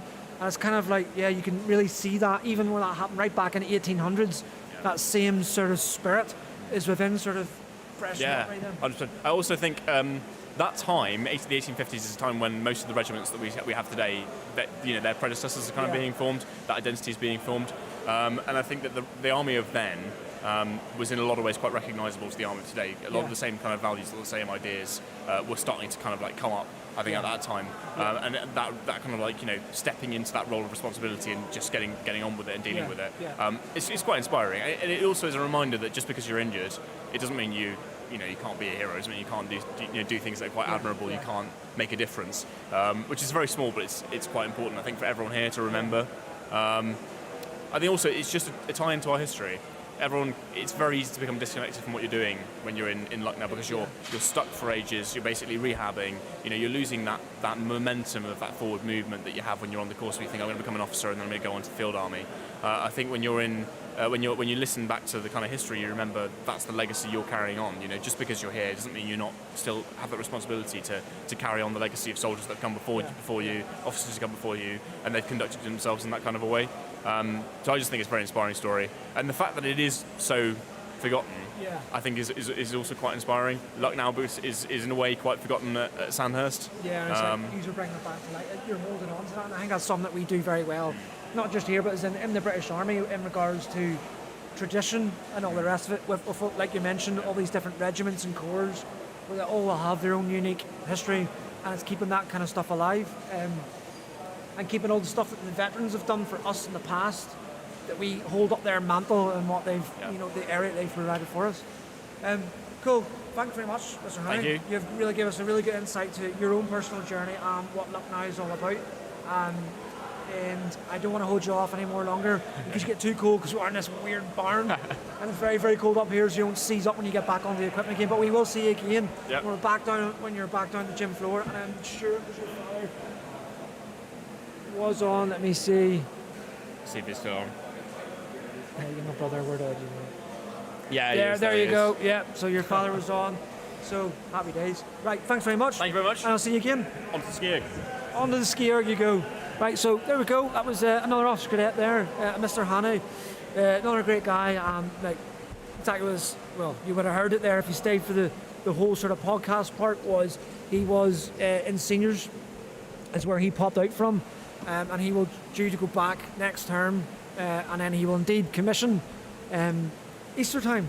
So spring weather, you'll have a bit more better weather for standing on the parade square itself. Right, back onto the floor again, and I will go get more of an update on miles covered and indeed funds raised. If you are here watching on YouTube, it is over on the very, very top of the chat sort of window, just making sure it's there. It is still there. Is the link to their Just Giving page, and that's where any donation, big or small, is greatly appreciated. And indeed, if you can't do that, just a simple free share will do far, far more for us. And it's gone very quiet. I think we're all starting to lock in now, because let me look, we're now nearly 3.5 hours in. Some people have been on the same bit of equipment for that whole time. So I'm going to go now and do a little bit of admin, find out who's going to be next, and find out all them bits of information for yourselves, and then I'll be back on with you. So please give me another 5-10 minutes, and I'll jump back on again with you to update you on distances and where we're at with the Just Give Me. So I see you in a bit.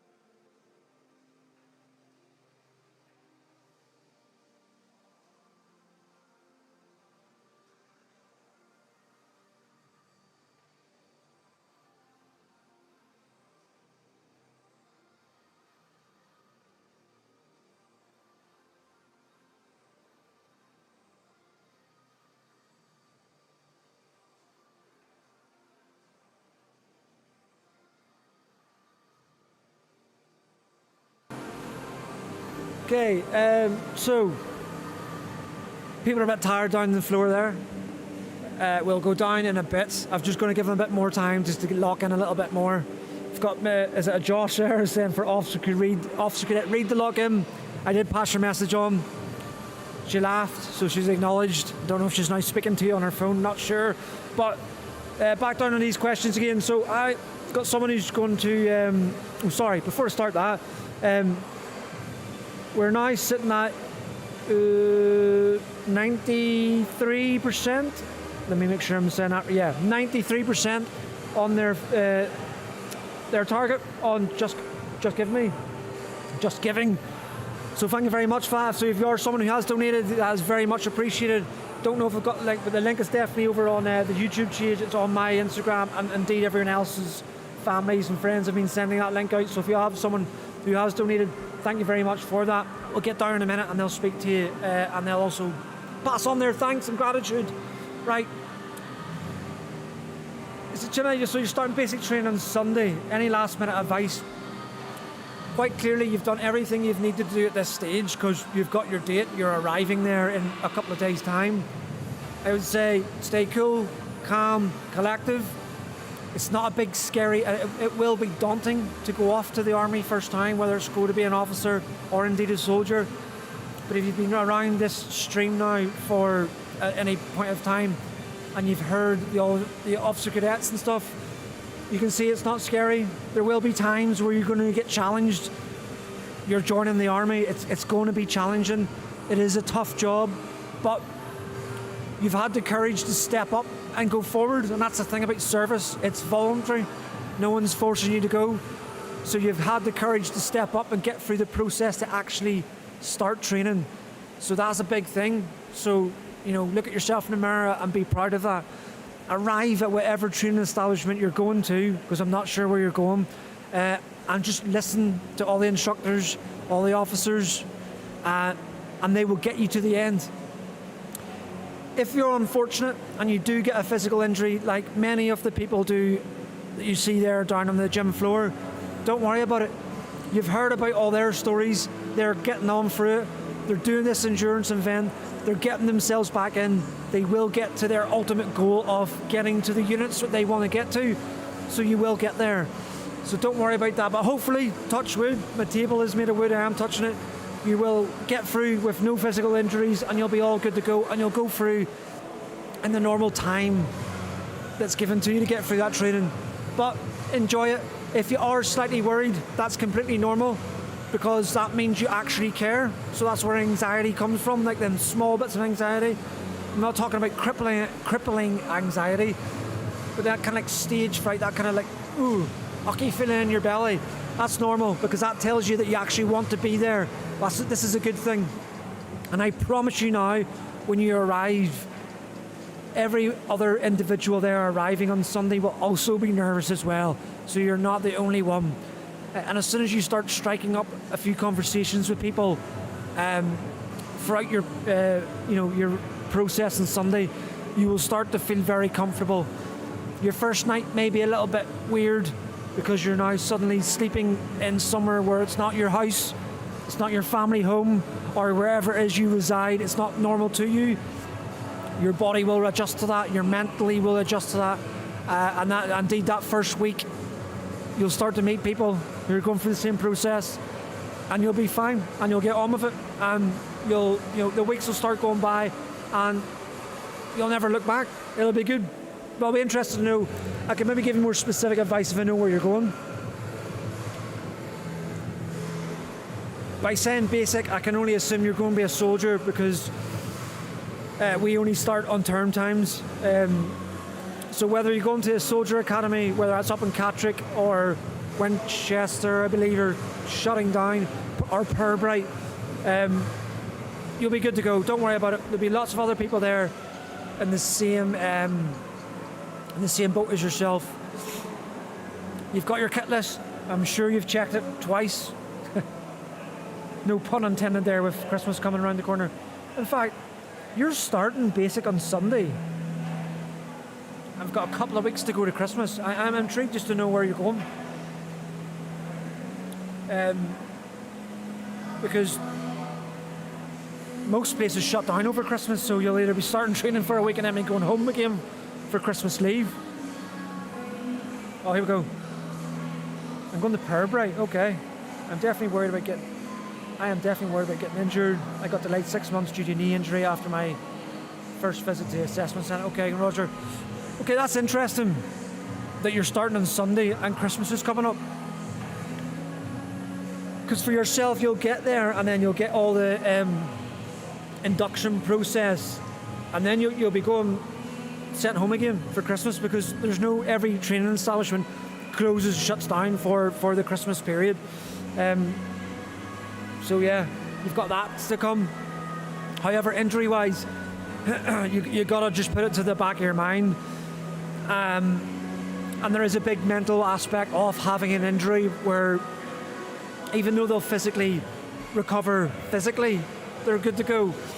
There is that sort of brain connection to the injury where you might not want to put 100% because psychologically you're worried of upsetting or twigging that injury again. But this is your first sort of step of mental resilience training, which will do you well to whatever unit you go to. But you really just got to trust the process, trust your body, and go through it. If you've been injured before, you would have had the rehab. You'll know what exercises that you need to do physically around your specific injury to strengthen that. You've got to really do that to keep yourself stronger. And you're going to have to probably work a little bit harder than your peers by doing your own prehab stuff. So your flexibility, your mobility and stuff in your bedroom at night time. You really just want to crawl into bed and get the head down, but you're going to have to do that stuff so your body is good to go the next day for the next, whatever it is you're doing the next day. And you've got to really be looking at your sleep, your nutrition, alcohol consumption. You may want to go out for a bit of a shindig with these new friends you're going to meet. You've got to really look at that more sensibly and understand about letting your body recover. If indeed you've got an injury and you're worried about that injury sort of playing havoc on yourself. Right, I'm getting some signals from other people there, so what I'm going to do is going to leave. Hopefully that's answered your questions there. Anyone jumping there across on Twitch, I'll answer you in 2 secs, because I'm getting a bit of a signal there for someone else, excuse me, from behind the scenes. I'm going to jump to that and see what we're going to, what needs worked out there. I'm going to jump back on again, but hopefully that answered your questions there on the YouTube regards to arriving in Burpee.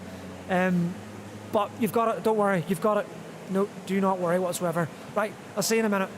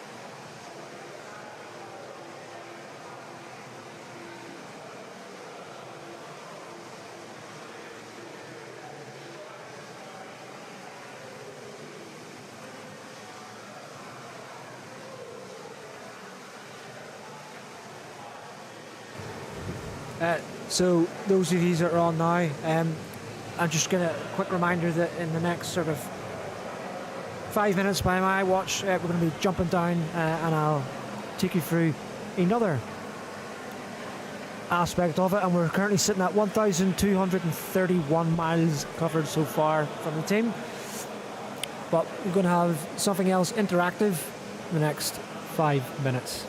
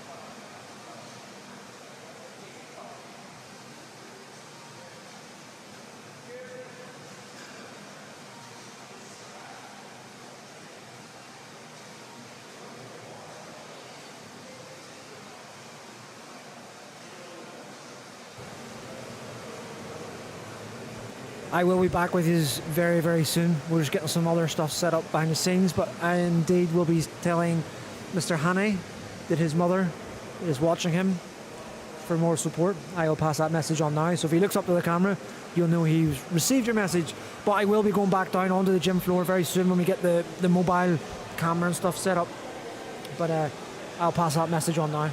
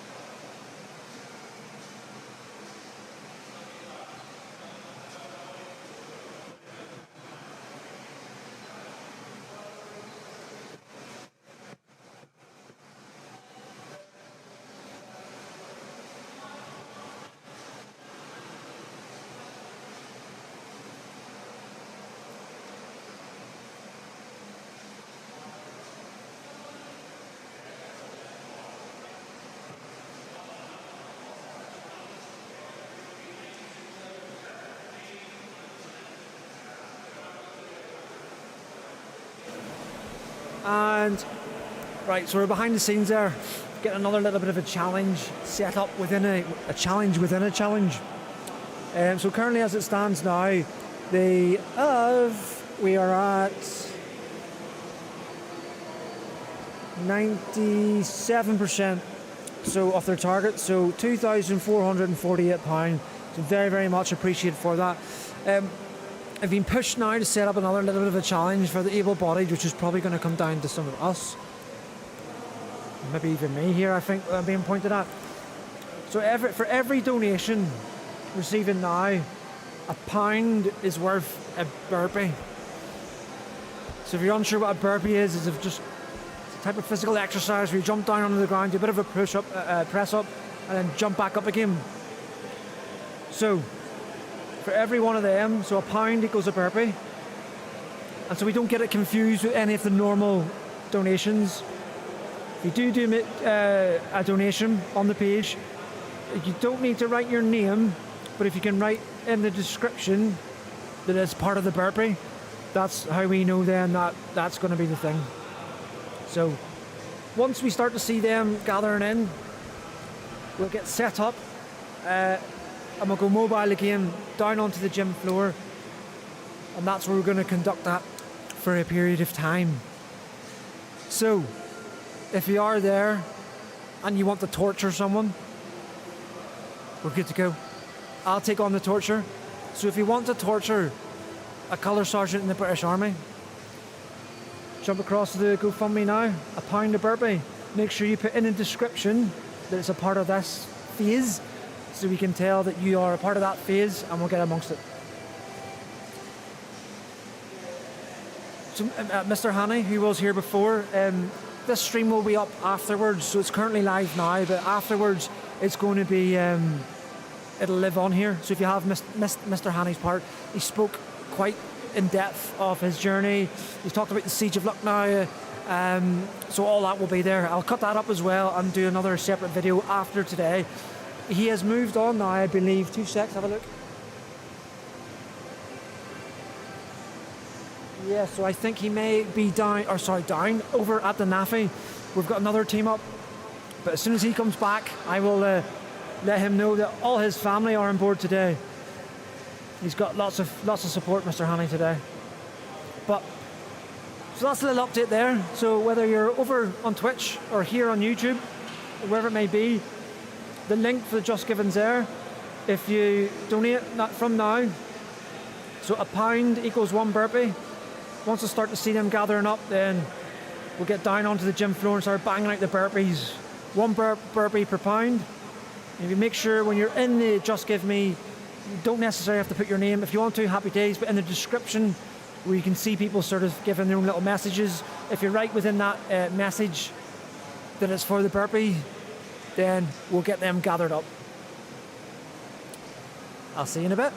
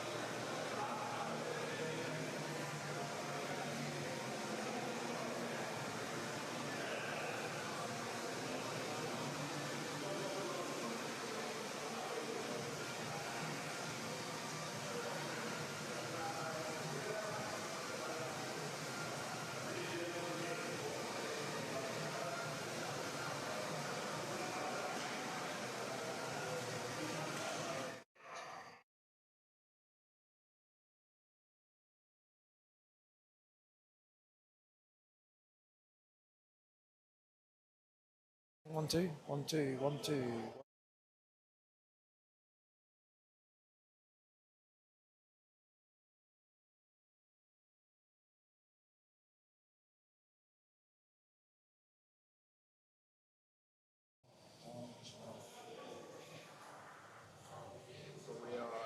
Okay, so we're now going to go mobile again, down onto the gym floor. Part of this new burpee challenge. Yep. Burpee challenge. So from now to 13:15, every pound we need is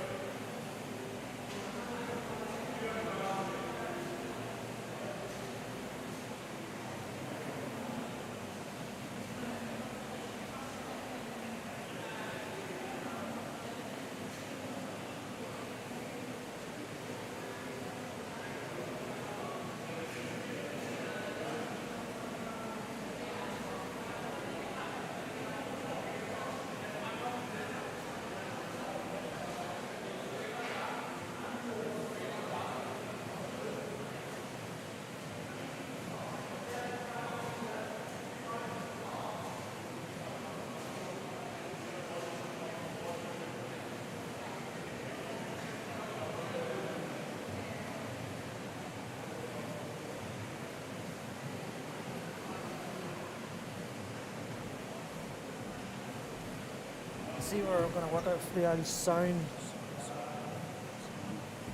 if you're on YouTube, give us a heads up now if we've got the sound as background. Maybe I've lifted the wrong one out.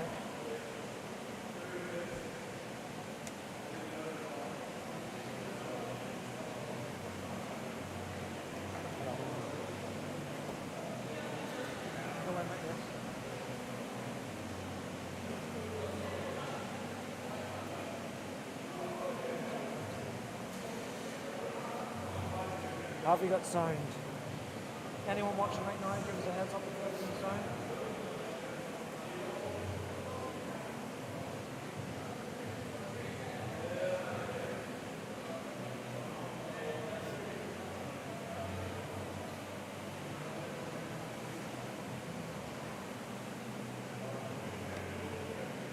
Anyone get any sound?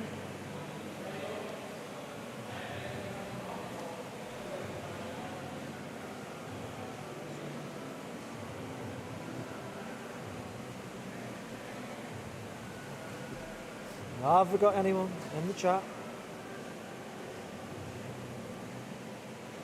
Okay, yeah, we've got some sound, but it's quiet. So yes, but quiet. Got my turn up that. You're listening to us chatting away behind the scenes as well. It was like, if I could tell you the amount of kit that's sitting in front of me now. Is that us good? So if we go on either YouTube or yes, but it's quiet. Have we got, what are we like? We're too quiet now, or we're working?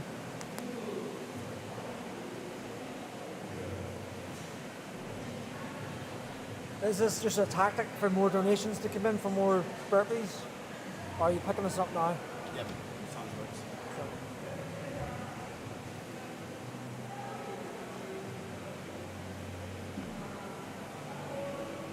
Happy with sound?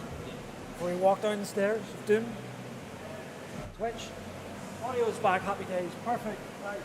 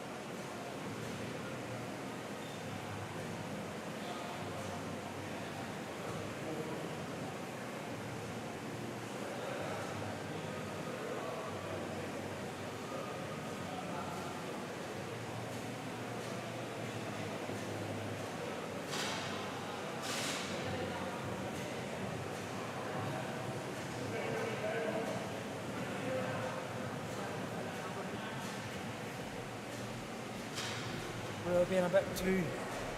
Oh no, I've got it here. It's just me. I haven't got it. Should I? Let me check. Let me go outside.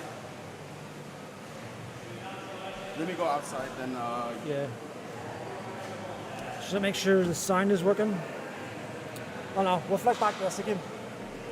We'll flick back to this again.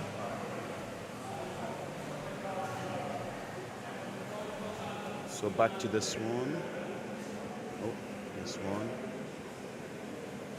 Yep. So the audio is coming from here now. So that's Sorry. YouTube's one.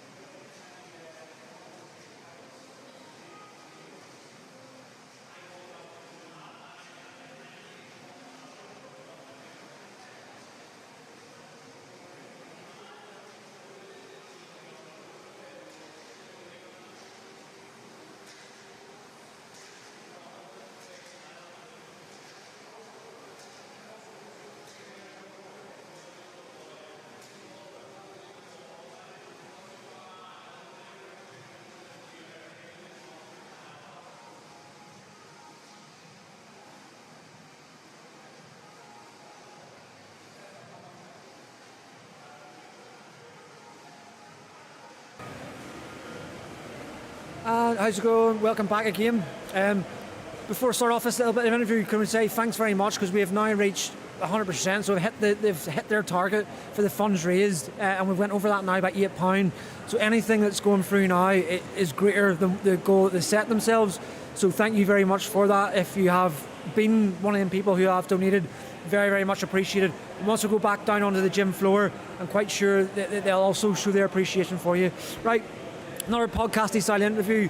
We've got ourselves an international cadet, which is Mr. Blathwaite, who hails from the States. So Mr. Blathwaite, I've given your name, but a little bit of introduction on why you're here, not necessarily Lucknow Platoon, but over here in the academy. Yeah, so I'm a recent graduate from the Officer Candidate School, Fort Benning, Georgia. Originally from Pennsylvania, though. Came over here, great opportunity to get another year of Phase 1 training with the British Army. And then, so, how are you finding? So, how long have you been here now in country? So I've been here since the start of September, and I won't be leaving until end of December next year. Next year, that's going to say. So, Yeah. So you're nearly not another citizen. Almost. Almost. What's the main sort of differences you felt of coming here? Like maybe weather-wise. So, what's the type of weather like in Pennsylvania? So Pennsylvania really has extremes of weather. Right now, since we're deep in winter, a lot of snow, really freaking cold, but beautiful summers, so great summers. Georgia, on the other hand, pretty much hot the year round. You do get the cold snaps in winter, but it's a muggy heat. Like you get absurd humidity levels. Right now, it's probably in the 30s Celsius, so it's killer heat down there. Yeah. The whole deep south is just awful. That's where all the army bases are. Yeah. It's kind of the same as us, where we have all our like training areas in like Brecon and Wales. Have you done longer? Have you been to Brecon and Wales yet? Have you experienced Wales? Not yet, no. Not yet. Okay, so you've got something interesting to come then. Oh, yeah. Without Brecon Wales. So please, for anyone who's watching, they'll be thinking, oh, how come there's someone from the US Army here at Sandhurst? Can you give them a bit of a brief summary on just the process it is for an international cadet to come here, and how you put your hand up when you're over there to get onto this cycle? Yeah, so the application process differs for different countries. I can only speak to the United States Army. We're picked from the Officer Candidate School, which is just one of our 3 commissioning sources. So we have West Point, we have ROTC, which is like UOTC, where you get a commission at the end of it. And then Officer Candidate School, which I went through, it's an accelerated program, effectively 6 months, start to finish. You leave as a second lieutenant. Towards the end of that course, they came up and they said, hey, if anyone would like to apply, please put your hand up. Myself and a lot of others did, so they restricted it to the top 20% of our class, and then they did an interview board with several American officers and a British officer too, and then finally they nailed down the 2 of us who were chosen to come here. Cool. And then so how does that have an effect with your own personal career in the US Army? Because quite clearly now you've done that Officer Candidate School, you're at a certain stage, and then you're coming over here for now a year.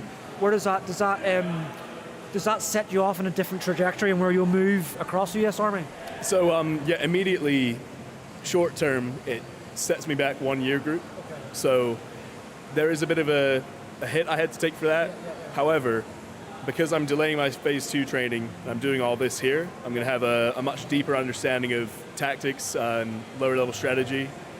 And then when I do move on to my Phase 2, in theory I should be quite ahead of my peers. And then finally when I make it to captain, and then beyond that, it should be tremendously beneficial. Because at Sandhurst, the sort of academic criteria, or course rather, is a lot more advanced than what we did at OCS. So I'm going to benefit long term from this tremendously. Yeah, no, that's great to hear. And then, like, regards to your like small team tactics, I know you're going to be a leader. Well, you're already a leader. You've already done your initial part. Did you find it difficult to sort of switch your tactical sort of knowledge, because quite clearly it'd be different in boot camp and the officer camp to what it is here, or is that kind of like is that easier enough once you sort of have an understanding, you can sort of transition it a little bit? So it's really funny. I think our leaders must have worked together to make all the doctrine, because everything, at least, especially the leadership sort of values, etc., it's all effectively the same, just rebranded. You know, a few words here and there. It's almost identical. And then our lower level sort of section attacks, which we call squad attacks, very, very similar. The difficulty I have here right now is working at a battle group level. So we do all the combat estimate, planning exercises. It's a much higher level than I'm used to, and something I probably would not see until I was a captain or close to. So I'm sort of getting ahead of myself in the career progression, but it's all good stuff to learn. Yeah. And I suppose all this kind of, not even just the training here, but being around all the different officer cadets when they all commission into the British Army, like for yourselves, whatever problems the world presents us in the distant future, do you think then you'll be able to rely on each other as, you know, because you've went through this process together, because one day maybe you're all company commanders together or battalion commanders, you know, whatever problem set that we've given to us throughout NATO, do you think them relationships will carry from here?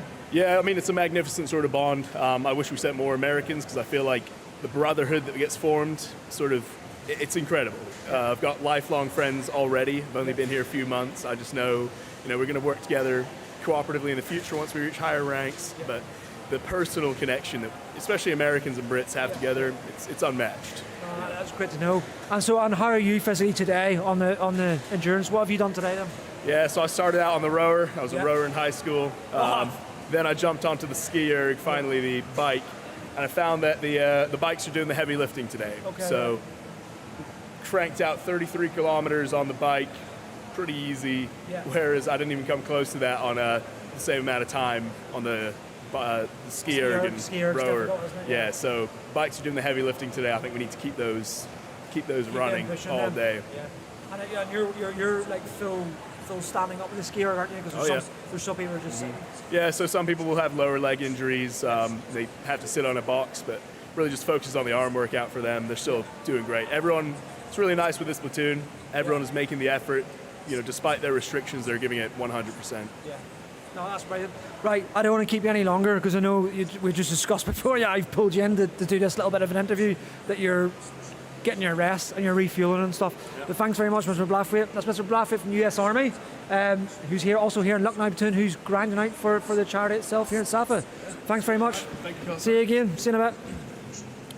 And so what we're going to do now is I will go through the analytics of what miles we've got done to this time now, and indeed you've just heard me saying there before I started sort of speaking to Mr. Blathwaite, we've now passed the initial sort of goal set on the GoFundMe page, so thank you very much if you are indeed one of the donators for that. Once we go down onto the gym floor, I'll get speaking to them, and they can obviously speak to you about their gratitude as well. I don't know if they're going to be as animated as I am, because we have now what we are now. We are now at 1:20 in the afternoon. Some people are really grinding it there. I can see here, I've got a huge big monitor in front of me, which we're looking at all these different fancy camera angles. So it's basically like a surveillance thing. I can see down the floor, and there's people who are really, really pushing it.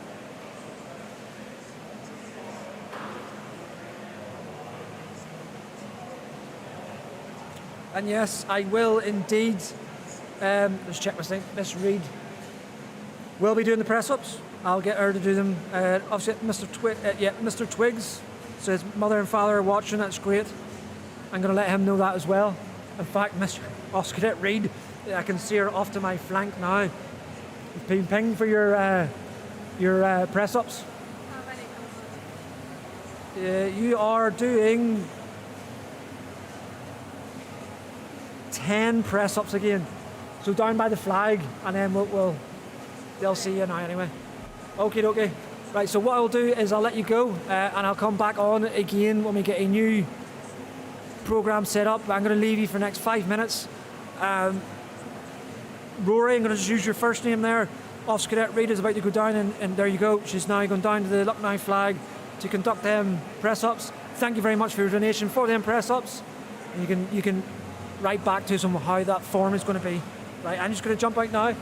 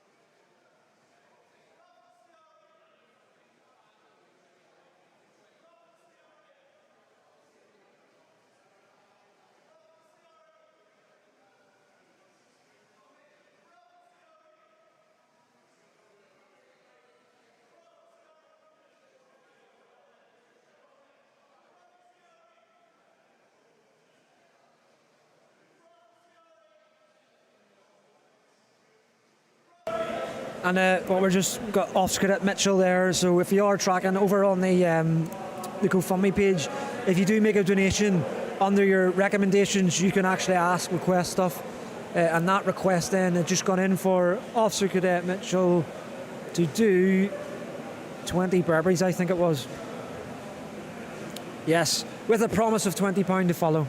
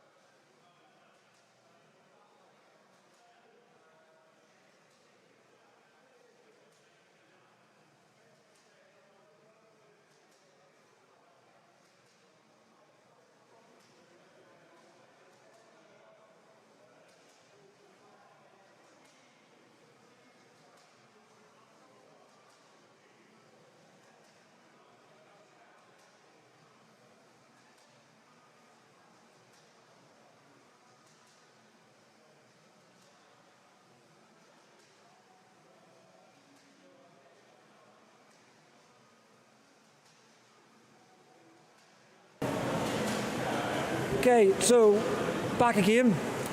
Once again, thank you very, very much for the donations. We have now surpassed the target, so you've smashed it now, as well as them. So the support you're giving them is very much appreciated. I've now got another guest in uniform who's now going to help us. I'm going to let him completely introduce himself. I'm not going to steal any thunder. And we're going to now talk about Lucknow, because I know a couple of you are asking, what is Lucknow? What's the crack there? I don't understand it. We're now going to let you know a little bit more information. So, sir, thanks very much for joining us. And in the means, could you please introduce yourself? Certainly, thanks, Colour Sergeant. So my name's Captain Mike Edwardson. I'm an officer in the Intelligence Corps. I'm a bit of a historian, a bit of a military historian as well. I've come down from Bulford today, from where I work usually, just to be a part of this event. Very happy to be here, and happy, Colour Sergeant, to answer any of your questions. No, that's perfect. Thank you very much, sir. And yeah, so we'll go with Lucknow first. But I'm also then going to pick your brains just of what life is like as a cat, or just like your journey as an officer. Because we've got people at the very start of their journey, and then for yourself, you're now a couple of years into it now, quite clearly, because you're a captain. But so Lucknow, just in a very basic summarization. So what is Lucknow for these people asking? So we know it's a siege. But what sort of is it? So, certainly. So yeah, as you say, Lucknow is a siege, a battle that happened in 1857 during what we call in Britain the Indian Mutiny, and what's known in India as the First War of Independence. Okay. So in general terms, at that time, India was under British administration and was being run by something called the East India Company, which was a mainly British business, which was backed by the British government. Lucknow was one of the key cities in the north of India at the time, where the British had an administrative centre, as well as a military presence, which was both British Army and also Indian soldiers in the employ of the British Army, and Indian allies as well. What happens in 1856 going to 1857 is that, for all sorts of reasons which we probably don't have time to go into here, a lot of the Indian principalities and kingdoms and indeed the people start to get miffed with the British administration. There's rising tensions which have all sorts of causes going back into history, but essentially it explodes in 1857. A lot of the Indian regiments, military units which were previously in British employ, mutiny. They turn their arms against the British administration. This happens all over the north of India. In Lucknow, what happens is the British governor on the ground, a man called Sir Henry Lawrence, brings his British troops and his loyal Indian troops back into what's called the Residency, which was a fortified part of the city within Lucknow, because he can see the writing on the wall. He knows what's going to happen. So in June of 1857, he moves his troops back in there and he starts to fortify the Residency. He knows he's going to be trapped because outside, thousands of Indians, mutineers and soldiers from the other states, kingdoms that are around the area start to gather to besiege the British. He calls out the loyal native Indian soldiers. He's got the 32nd Regiment of Foot underneath him, which would later become the Duke of Cornwall's Light Infantry, and he's got some elements of the Royal Artillery as well. He's also got some civil service, effectively administrators who volunteer to fight. In all, he has about 1,800, 1,900 people at arms underneath him, as well as a large segment of women and children inside the Residency too. Outside, there's a growing force of 20 to 30,000 Indian soldiers, and they start to attack at the Residency. So you've got this small part of the city besieged by a larger force. Lawrence knows he's overmatched. There's sniper fire coming in from the roofs. The Indians start to bring up artillery. So with his loyal forces, he tries to fortify the Residency there as best he could. Putting holes in the wall through which fire can be given, all that sort of thing, sort of trying to maximise the use of his smaller number of soldiers in order to defend a very tight area in an urban environment against a much larger force. He's able to organise the defence well.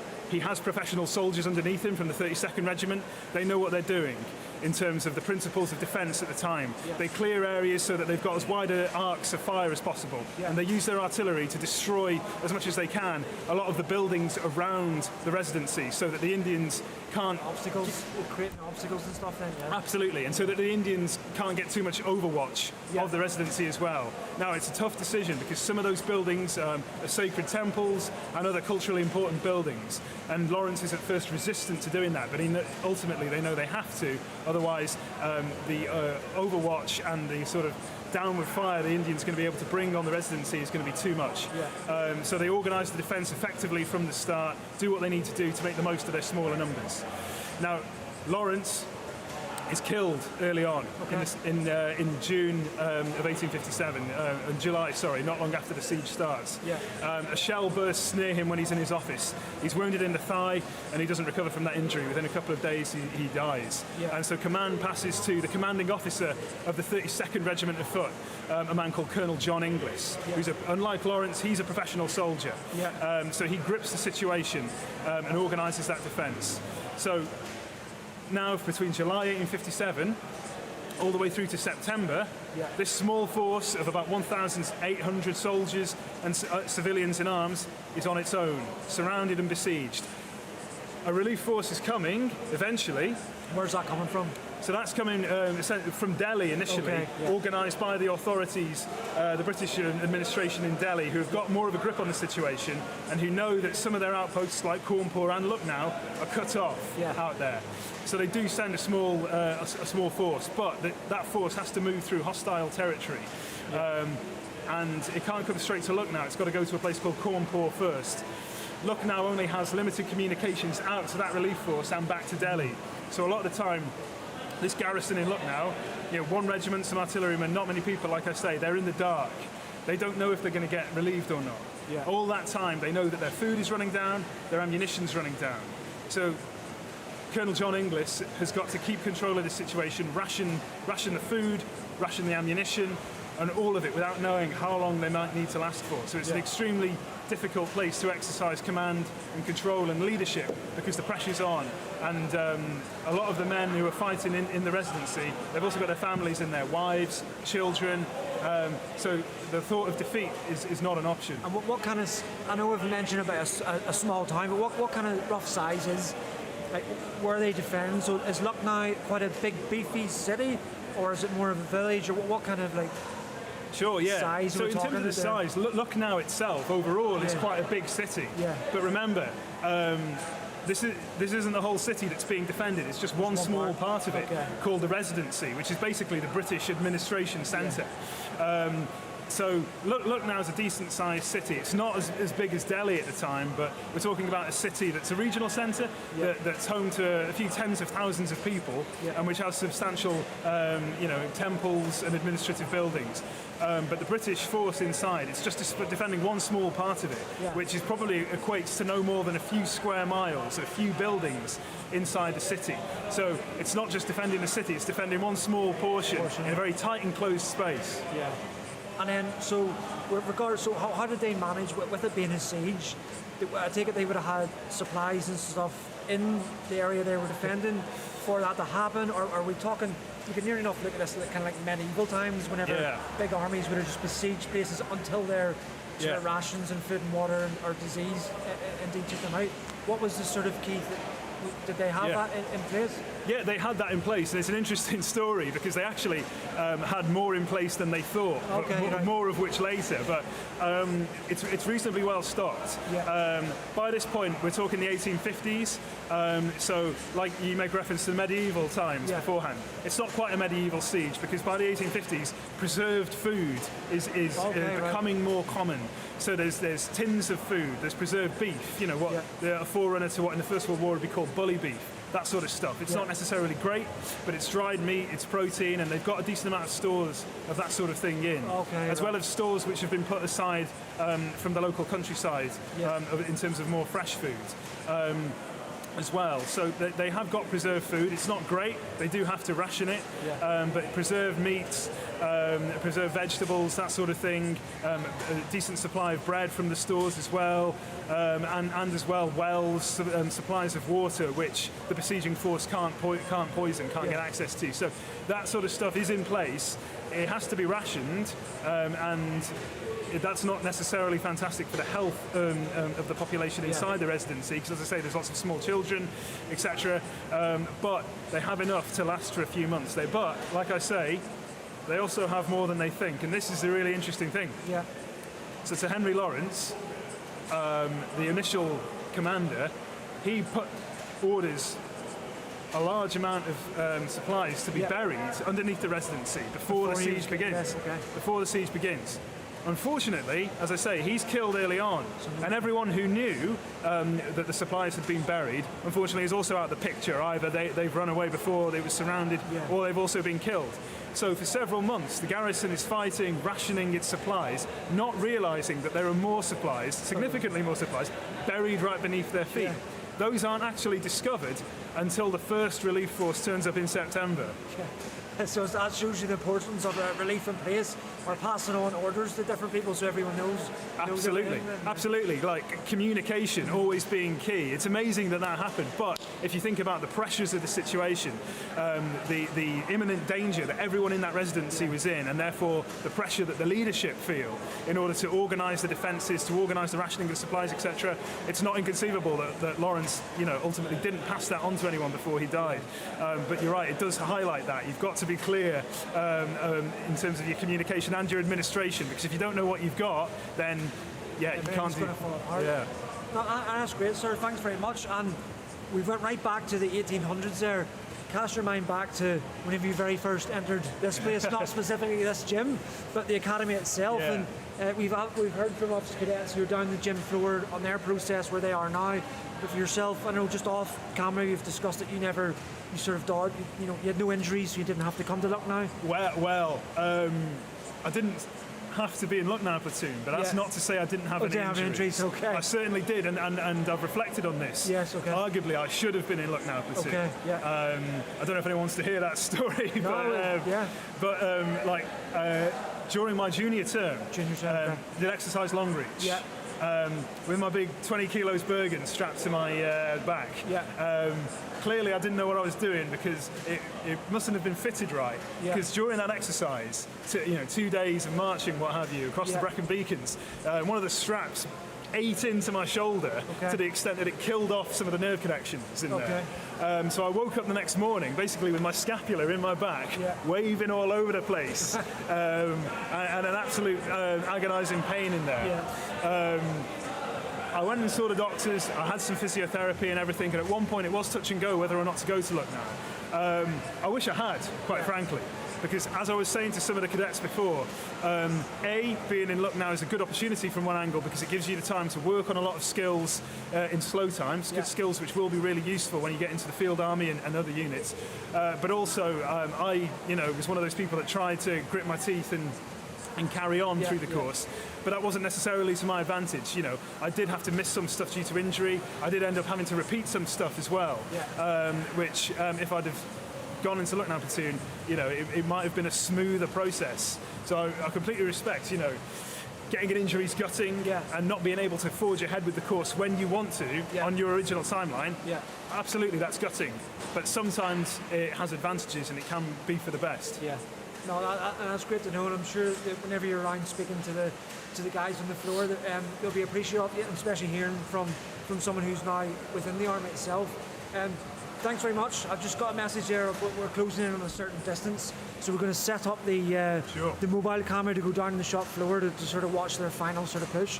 But thank you very much for that, for really in-depth about Lucknow, because there has been people on both platforms asking about the siege and what it meant, and to get that really in-depth description is much appreciated, sir. So thank you very much. Thank you. No problem, Colour Sergeant. My pleasure. Thank you.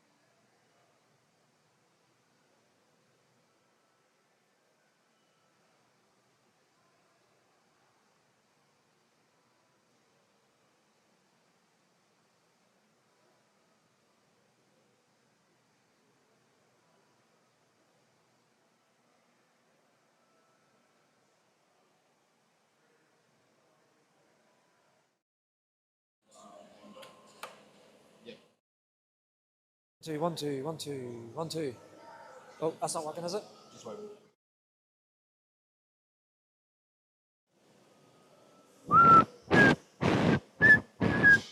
1, 2, 1, 2. Yeah.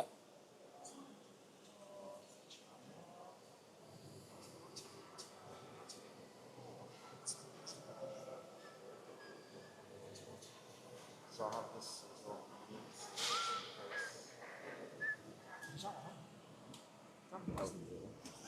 Right. Sorry, troops. I very much apologise. You just heard me whistling there. I was just doing my rehearsals. So if I just deafened you, I very much apologise for that. It's like any of you that are currently serving, it's like when you turn your PRR once, you start blowing it to make sure it works, and you absolutely wipe out everyone's eardrums in the platoon. Right, back down onto the gym floor. We're crouching on our... So we've now passed the goal of the funds. We're now very close to the goal of the distance. 30 odd miles left. We're going to come down to answer a few... We got 1 marathon left. 1 marathon left, so 26 miles left to go. And we've got a few requests here. Let me find them first. Mr. Twigs, is he still here? Mr. Twigs, Mr. Twigs. Gorgeous set of biceps on that there, back there. Mr. Twigs, Mum and Dad are watching. Mum and Dad are watching. Mum and Dad say, keep going, we're watching you, do your strong. Does he make you proud? Any words to your Mum and Dad? Hi, Mum. Cheers, I guess. There you go. Right, moving on. Right, we've got a very special request for a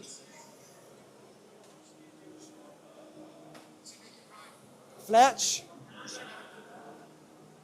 Chapman? Can Chapman do 100 press-ups? Question your mark. Love, Mum. XX. I think Mr. Chapman has got 100 press-ups in it for you.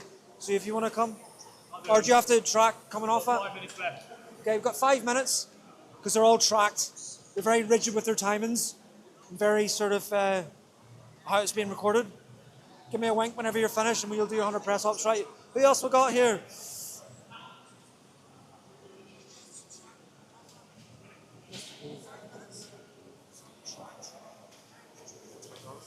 Scarrick, fantastic. Are you going to get onto a machine, or are you cleaning the gym? I'm just here for the clean-up. Right, come down here. Mr. Mossprout. This is an awkward machine, so let me see if I've got a... Sorry, someone's watching you.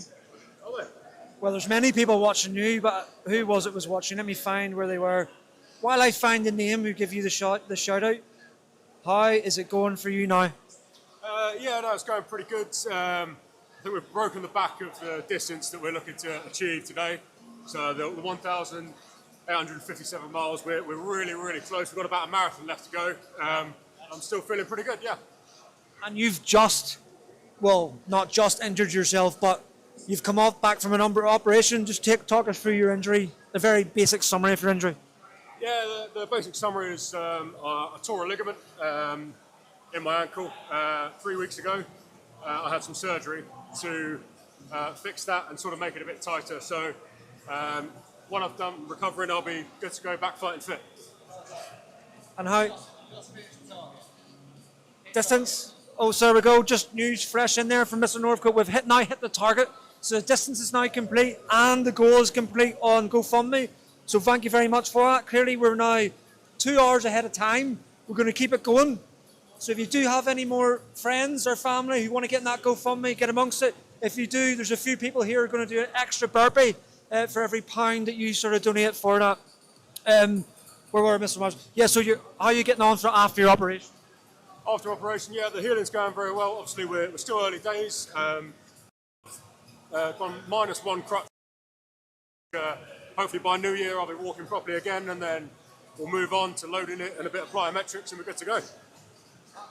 Nice, good positivity there. Right, where are we going to go next? Right, so I don't want to hold you because that's a very awkward machine to interview you on. Where are we going to go to next?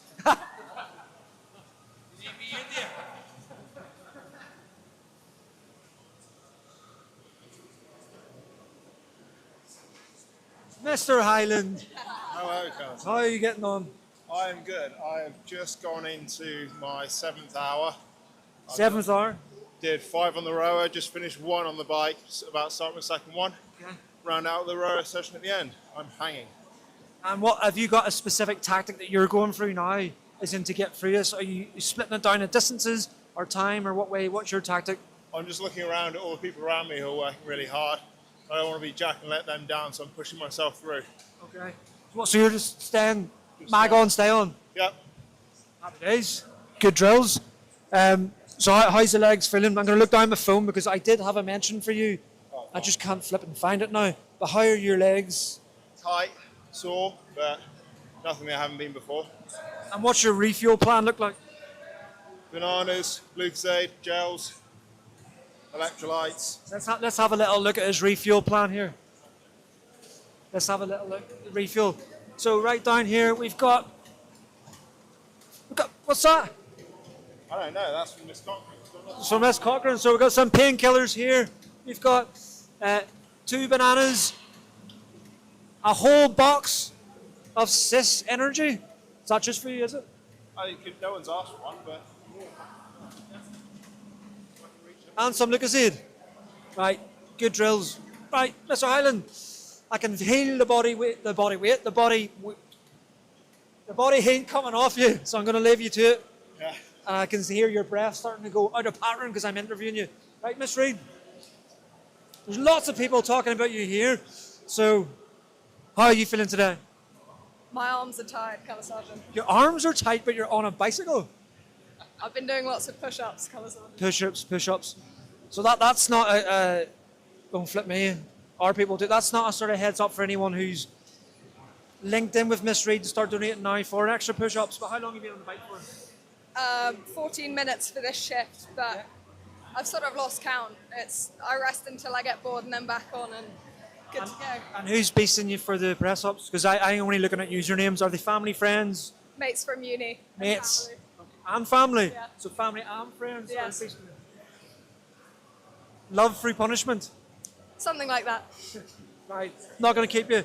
You come back and we'll come back to you, and hopefully I'm not coming back to deliver you any more press-ups. Right. Fact. I'm going to come to Mr. Taylor here. And before we interview Mr. Taylor, if you are in the market for, you need your boots done. Ah, yes. Mr. Taylor is very, very good at building boots. I can wax and bull if people need, so give me a message. Turnaround time's about a week, but and then prices depending on the state of the boot. But yeah. And that very much depends on where you are across the world, because if you're international, what do you do postage, do you? We haven't quite ventured that far yet, and we are still cash only. But I won't go into that. Yeah, anyway, how's your day been, Constantine? Very fun. Very, very good. Enjoy up in the perch watching yourselves. Yeah. Right, you've got previous experience, reserves and stuff. Let's tie into that. So I was a gap year commissioned in the King Street Royal Horse Artillery for about 9 months, and then worked another 9 months there on sort of a full-time reservist basis. Yeah. So is that the commissioning course short you would have done? Commissioning course short, yeah. So end of 2023. Yeah. Did that. For people who don't know what that is, what is the short course? So the short course is a course that all professionally qualified officers, so either doctors, physios, some people who are very technical, you've got reserve officers on there, and gap year commissions. They all do this 8-week course, and it's designed essentially, so for reservists it's shorter because they have less commitment to the army than the regular. Professionally qualified officers, doctors, nurses, etc. Yeah. It's shorter for them, so they can, their job is going to be based on actually their trade rather than being in the army. Okay. So it's shorter so they can get punched into the army. Yeah. Sorry, excuse me. And they get peer commissions because it's a year long. Yeah. They don't have time to do a regular commissioning course, so they do a short course and then get sent into a regular unit. Okay. And do you think that's? I'm gonna talk a little bit more because I said. You were losing your breath there because you're trying to cycle and I'm beasting you for questions, and you're trying to stay in zone 2. Yeah. But so do you think that really set you up for better success? Doing short course first before you do To regular be one? quite honest, I have no recollection of the short course whatsoever because I was fresh out of A levels, 18 years old, came to Sandhurst, didn't even know what the field was. Yeah. Got there, it's like, right, we've got an exercise. Oh, great. Yeah, you're staying under a basher. I was like, whoa. I don't remember a lot of it. It was very fast-paced. Yeah. But I think the thing that has helped me the most here was doing that sort of year and a half in the regular army, albeit not a combat role. It was still, I worked in G3 and G5 and a bit of G7. Yeah. So it was really good to sort of get that planning experience Yeah. and just work in ops essentially. So yeah. And how are you getting on with your injury? Yeah, it's good. I was meant to have a strength test this week, but was away. So next week, got a strength test, which hopefully means if I do pass it, I'll be able to start running tabbing again, etc. Have you got any families or friends that are watching today? Have you been given any message? I was trying to find. I don't think I've seen anything specific. I've had a look. I don't think there's anything on there for me. I have been pestering them, but I'm just not getting the same love showing you that what Miss Reed's been getting. Do you want some press ups? Is that what we're saying? I mean, hold on. Where are you? Early's, middles, or late? Middle's about to go to late. So can you do all body stuff? I can do all body stuff. Burpees. I can do press ups. burpees. You can do press I ups. can do press ups. Right, so you got a person can do press ups. So same again in the hour window now. 14:09 on my watch. Between 14:09 and 15:09. Any pound donated, I'll help you out. Don't worry. I won't just throw you under the bus. Yeah. We'll do burpees together. So Yeah. a pound of burpee. So if you want to hurt a colour sergeant and see what an officer cadet is made of, a pound of burpee. Okay. Happy with that? You happy with that? Free fist. Happy. Right, let's move along. You want? Good thing we just got paid.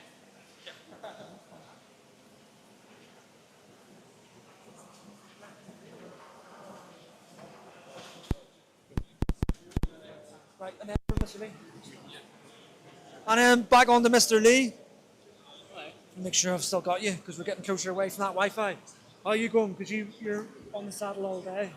You had a little bit of a break now. All good. Yeah. You're not very talkative as you were last time. I'm craving in stuff. Right. You got what's this? Nuts or sugar? Yeah, nuts. Nuts? Nice peanuts. Nuts and sugar. Protein nut. I think you need some sugar as well, yeah. Right. How are you getting on? Yeah, surviving. How long have you been on the arm power? This is my 2 hours, 20 minutes now. You've been on it for 2 hours now? Yeah, with about a 5-minute rest. I'm at about 50k now. Can you feel your biceps growing? They're already big enough, so they're still going. So 2 hours to go. So you're 2 hours on that now. Well, you've still got another 2 hours to go. So I'm gonna go 4 to the end. Go to the end. 4 hours all in. Yeah, all in. I would probably say I argued that was the most difficult machine, but I would say just on your arms. What do you think, Mr. Lee? Pretty impressive, right? I'm gonna leave you to it. Yeah. Losing your breath. Let's see more people. Miss Bodie. Oh, have you got a? What's that? I've missed that one. Can only do 50 burpees. Who? Taylor. Kayla. Oh, there we go. There we go. So if I don't know what that's, so come in on the just give me. Who needs to record his time coming off that? I'm on 1 hour 34, 48 hours score 2. But for you to do your burpees now, how do we record that? I'll just take both of it. Oh no, that's not even my mum, is it? Who is it? I have no idea. Someone pretending to be your mother. Right, how many is that? What, 5? No, 5. Oh, hold on a minute. Whoa, hold on, Mummy Taylor. I said £1 a burpee. You've only donated £5. You can't ask for 50 burpees and only give £5. That's five. That's five burpees. I'll do 5 burpees. 5? Yeah. Right, we've got 5 burpees. Here we go. All for the king.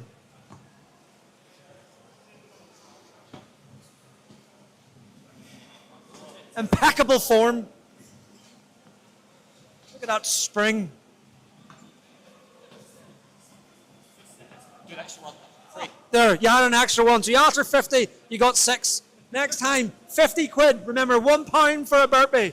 Miss Bodie. back to the brains of the operation. You've achieved your aim. You've got, let me see, the funds there and the miles are there. Yeah. What do you think of the platoon? The platoon have really, really stuck in. They've got amongst it and worked really hard, and I'm very proud of all of them. It's been really good. Like, everyone's shown a lot of grit and determination. And I think that's what this platoon is about, like the grit and determination to get better and get back on course. And this is. Yeah, it's really rewarding to see, because like yourself now, and many others who look around, there's a lot of smiling faces. Be that you've now been in, how many hours? We're at 2 o'clock now. 4, 5, 6 hours. 6 hours deep, and there's a lot of smiling faces. Yeah. What's your sort of plan for now here? How long are you on the bike for? I'm going until I get to an hour, and then I'm going to be on a little bit of rest. And then I'm probably do a little bit of bike, a little bit of ski erg. Just as far as we can go. Perfect. For as long as we can go for. Happy days. Right. Leaving you to it. Once again, congratulations. Pardon? Congratulations again, and you're running the team well. Got 2 special guys down here. We actually have the Lord of Shropshire. Oh, well. Mr. BC, how are we getting on? Yeah, Mr. Long, you can all get in a little trio here. Flying How are we getting along, on, gentlemen? Yeah, very well, thank you, Colour Sergeant. Yeah, superb. Mr. Long? Yeah, all good. Looking forward to the end there. So if you're all good, but you're looking forward to the end, tells me secretly you might be in a little bit of pain. How are you feeling? Was fine. Just not a fan of sitting on this seat. Yeah, I'll be honest, the seat, it's nasty. It's very Seat's nasty. Have you not got cycling shorts on, believe it? No, like the padded ones. Oh, look! Innovation at its best. I know. What's your... Mr. Bullerman's got cycling shorts. He thought ahead. Yeah, here we are. As a professional, just walked into the gym. What is this outfit we've got on here? Professional gear, isn't it? Say again? It's professional gear. Fantastic. Is it not one of these all the gear, no idea? Oh, definitely no idea. Yeah, no. Right. Pretty accurate, Colour Sergeant. Right. What's the refuel strategy? Fueling strategy between, as in food-wise? Well, to be fair, I've just been having peanuts and coffees in the naffy. Mr. Crabtree, that's all you've had? Peanuts and coffee? Oh, I had a tuna sandwich. Whoa. Mr. Crabtree, he's been ordering recently a pumpkin flavour coffee in the naffy. No. Is it Thanksgiving-y, season-y? I made Mr. Vino do it. Right. When there was an SRR captain behind him. Right. So then he would have to say it. Ah. Yeah. I've got you. Got you. It worked a charm, actually. And what's the plan for you now? As in, how long are you on the bikes now? And then what's your sort of, what are you breaking it down? Intervals like? Well, to be fair, I was going to do another hour on here, and then hop across the naffy, do another hour, and that's it. Who's up there now? Don't know. Not too sure, actually. How many of you are left up there at a time? 3 or 4. Got 5 of them. Mr. Johnson, Mr. Silver, and a couple of others. Okay. 3 bikes, 1 ski, 1 rail. Okay, so there's quite a bit of kit up there then. Yeah. And the spirits are high? Very high, always, yeah. Never been higher. Excited for the weekend? What is this? Is this dog food? What is this? How long are you expecting to sit on the bike for? I'm saving that for the weekend. Use that for your weight for tabbing now. Oh, great. Looks very nice. Right, I'll leave it to you, gentlemen. I'll find our next victims. Who do you think wants to be interviewed next? Well, have you heard about the milk race? I have. Just don't know what way that's going to go down. Like, It'll be pretty good, I think. maybe at the very end. Anyone else you think wants to come on? Who's trying hard? Who needs a special mention? Have you had a good chat with Mr. Carrick yet? In fact, no, we haven't actually. No, Let's get Mr. Next generation with, Inspire the next generation with Mr. Carrick. I think that's a very good example. Mr. Carrick, how are we getting on? I'm doing fine. How are you? Fantastic. Even better. What machines have you been on today? So this is my second stint on the ski erg. I've been on a couple of different bikes and I managed to avoid the rower so far. So we're going to try and keep it that way. Have you been in the NAFI at all? Are the wee teammates up there? I have, yeah. I've done two tours of the NAFI today. So, sat there with all the world going past. Trying to get Is that medal earning? 2 tours in the NAFI? Medal earning? 2 tours in Afghanistan, it's kind of hard, yeah. How are you feeling now? Are you just arms or legs today? I'm a bit of both. I think the legs might be out of action, so I'm back to the arms. I might jump on the bike a little bit later. So with a time of, well, let's say an hour and a half left, roughly, well, just over. Are you just on this machine, or are you going to spread around that distances left? I think I'm going to do an hour on this. I'm going to move off, do another half hour on the bike, and that should be it, nipped. Good to go. You don't look very happy. I'm working hard, Colour Sergeant, you know what I mean? Difficult to be happy when you're in the locker. And you're very cool, calm and collective how you're speaking. That's not how you normally speak in the lines, I don't think. No, I know, you've got to put on your best face, haven't you, in these sort of situations. TV face, is it, Mr. Curran? Absolutely, absolutely. Right, Roger. Right, well, let him get his breather on. I think I very much apologise to Mr. Chapman's mother. I forgot all about you. You were meant to give me a wink when you jumped off the rower. How do you lock this in, your time? Your mother needs you. My mother needs me, Right. yeah. Oh. Or Brady's mum needs me. Where is it? There. Can Will Chapman Brady's mum. do 100 press-ups? Yeah. There we go. 100 press-ups in. Mr. Chapman. We'll let you do them in... I'll do them in breaks of 10. Breaks of 10, okay. He's going to go breaks of 10. 2, 3.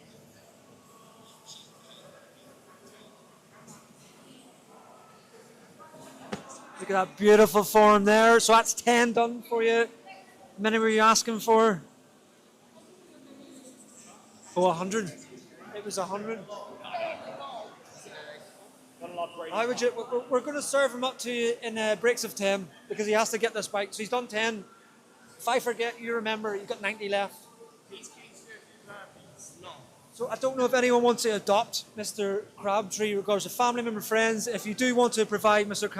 Crabtree with any burpees or any press-ups, you can donate £1 to it. Make sure you write his name, and then that's how I know to come back to him with them press-ups and burpees.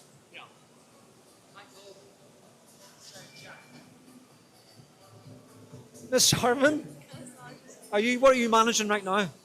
Just tracking the miles that we've done. We're well Okay. over now. So if you can talk us through this operation, because people actually aren't sure on what way this is working. We've been tracking how many kilometers people have done on the bike, rower, skier, going assault bike over the hours, and then we hit our target half an hour ago, and now we're 94 miles over. Oh, happy we're going to days. keep going until 4 o'clock. Till 4 o'clock, 1600. So we're sorry, 94 over. Yeah, 94 miles. So how does that look like? Once a cadet jumps off, they record it and then come to you. Yeah, they do their miles, then they come off, and whoever's here will put it in. Yeah, and then it's just tracking them. And then that just tracks everything. Yeah. Oh, happy days, fantastic. When are you getting back on the kit games? Yeah, I'll go back on in, what time is it now? 10 minutes. 10 minutes, you're back on, and where are you on next? What kit? Might go on the bike or maybe the skier. My knees hurting a bit. What is the better one to go on? Is in what's the more preferred? Not the skier. Not the skier. Yeah, it looks a bit honking like Right, thanks very much, Miss Johnson. Thank you. And we'll take you back upstairs and get linked into the main platform again. Get up this beautiful architect building. It's actually now starting to warm up slightly. Don't know if it's because of all the body heat downstairs. Certainly not the sun coming up anyway. What I'm going to do is going to flick you from that camera back onto our stream camera. He says...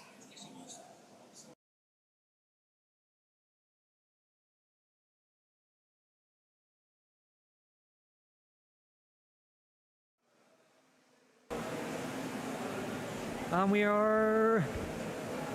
Are we on? Are we on? We are on. There we go. So there's a lot of are we? We're asking each other because there's only 2 people managing all this.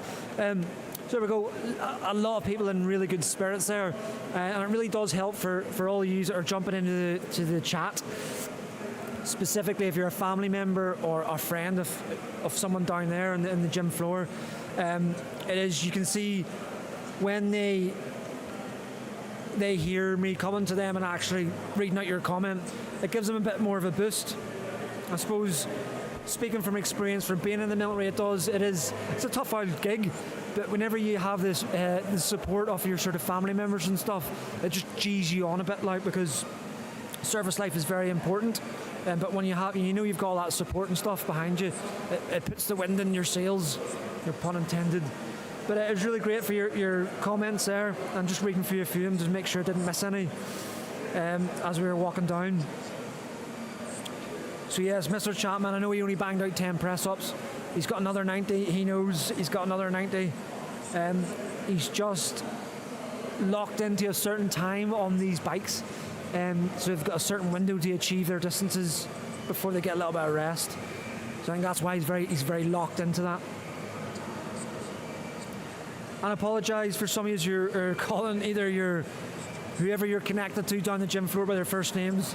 I'm just not sure who they are. So we've got a well done James. I will shout it to him. But we only know surnames. But once again, thanks. I'm just throw my phone on there. We have now surpassed the. Let me just see by how much. 111% over. So that's very, very thank you so much for that, and will be very appreciative of it.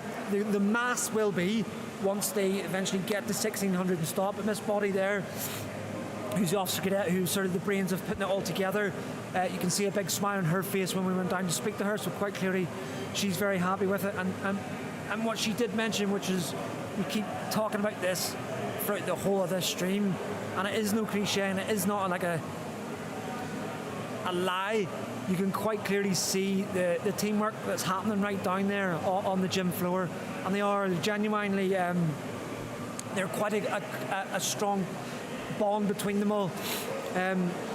And I'll just go for it because I know a lot of you on here now are linked to the ones downstairs, so you might not have any experience in regards to soldiers because they're obviously quite clearly going to be officers. But for me, who I am a soldier, and I've went through soldier basic training, and that's where I've been with my career. But now this is like me being here in the academy as an instructor.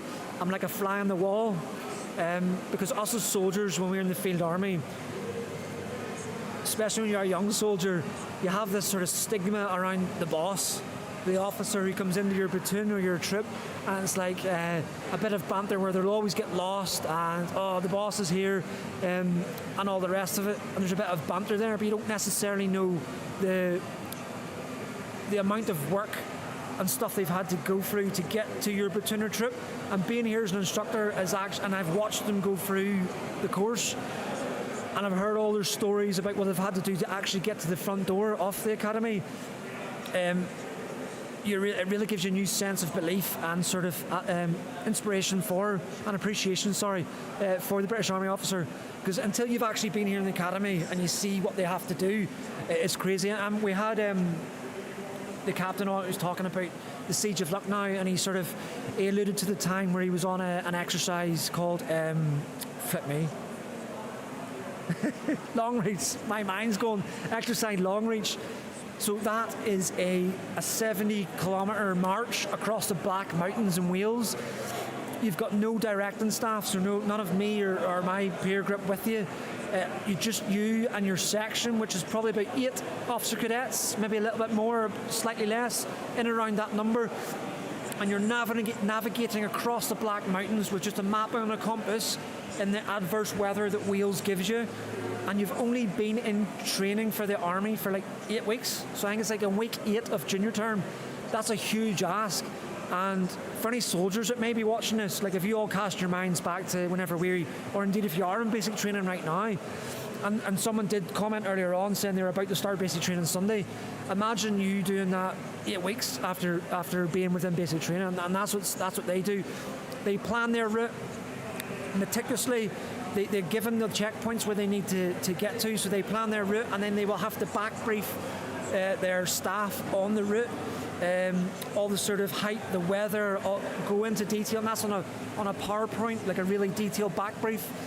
They'll have a big in-depth kit check before they deploy, where that'll be marked down in points, and then off they go, and that's no sleep. So I think, don't quote me on this, flip me. I think they set off around the evening time. I could be wrong. Late afternoonish, and then they're walking all the way up and down mountains throughout the night, all throughout the next day. And you're coming into your sort of second night is where most of them are starting to finish. So you have got a long old haul throughout the Black Mountains there at night time, and that, to me, like, it's not too bad now if you've got experience and your body's used to it, but like, that's a big ask for someone, not just to survive and follow a patrol physically, but to mentally use your mind. And there's also got checkpoints on there which are manned, which have got tests on them.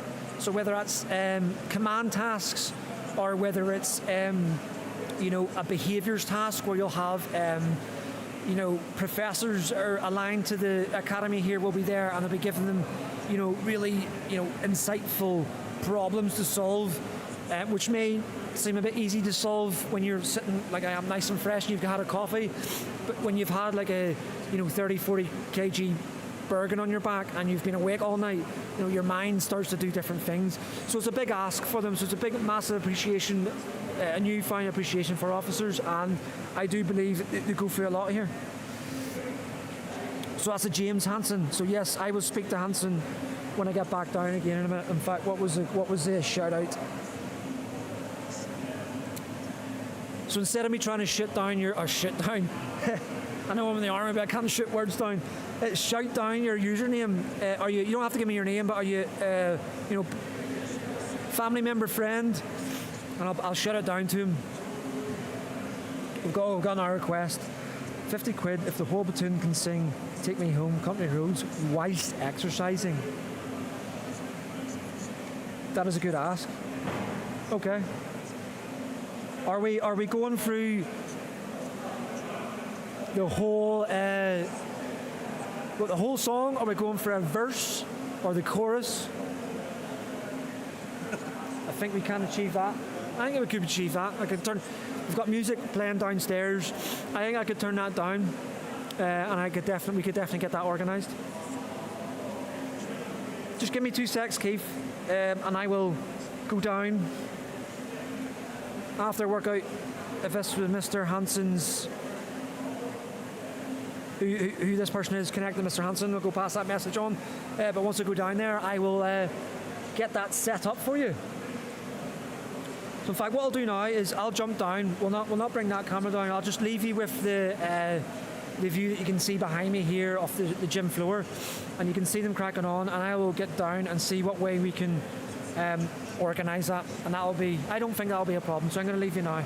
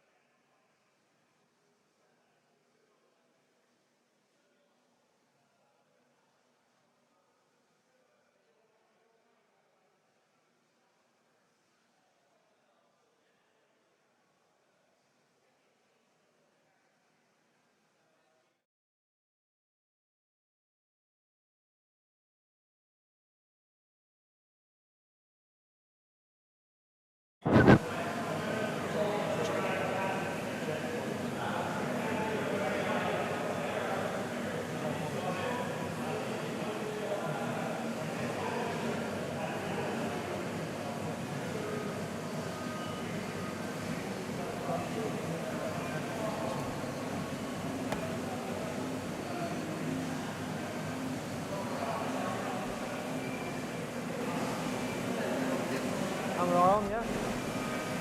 Good to go?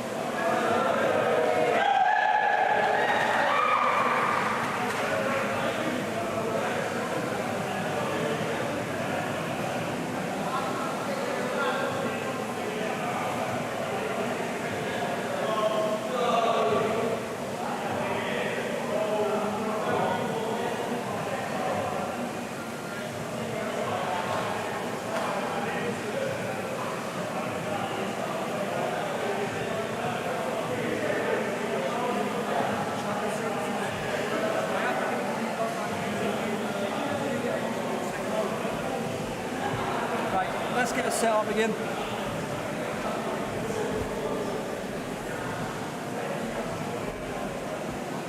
And we'll flick round to the normal ones.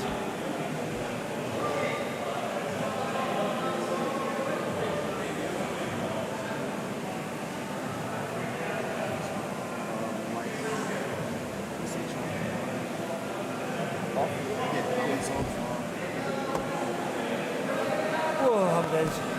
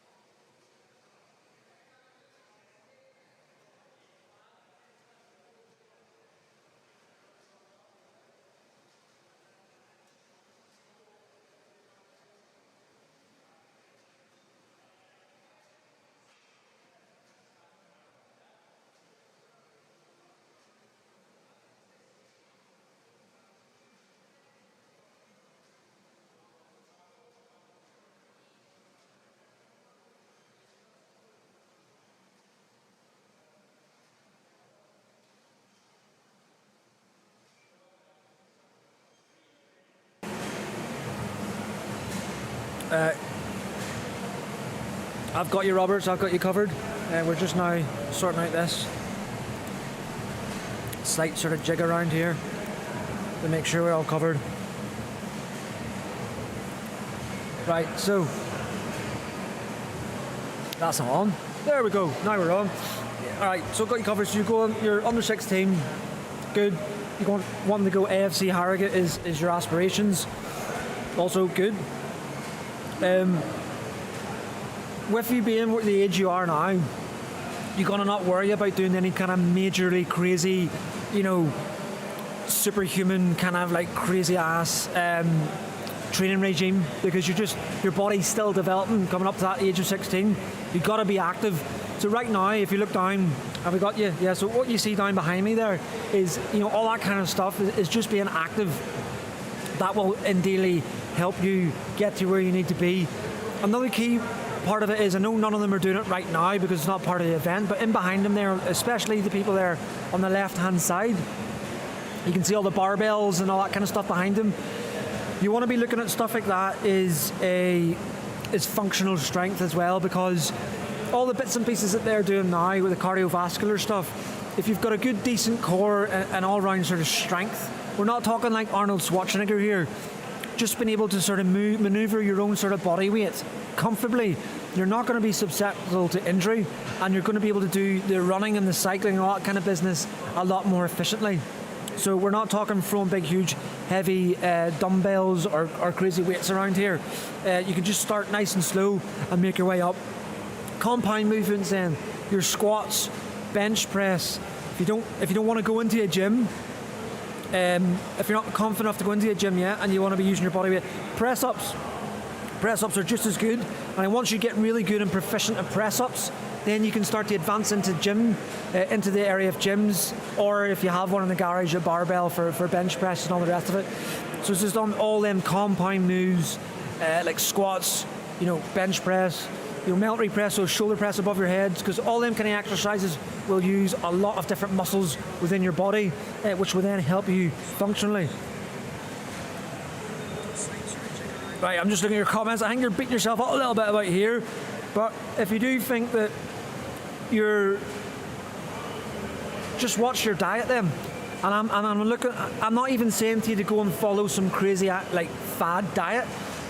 Just be more aware of what you're eating, and if you allow yourself just to eat breakfast, lunch, and dinner, the 3 meals, and also doing physical training, your weight will naturally come down anyway. What you don't want to be doing is any big mad fad diets, and like dramatically drop body weight before you come. I think you said Harrogate. You said you want to go, yeah.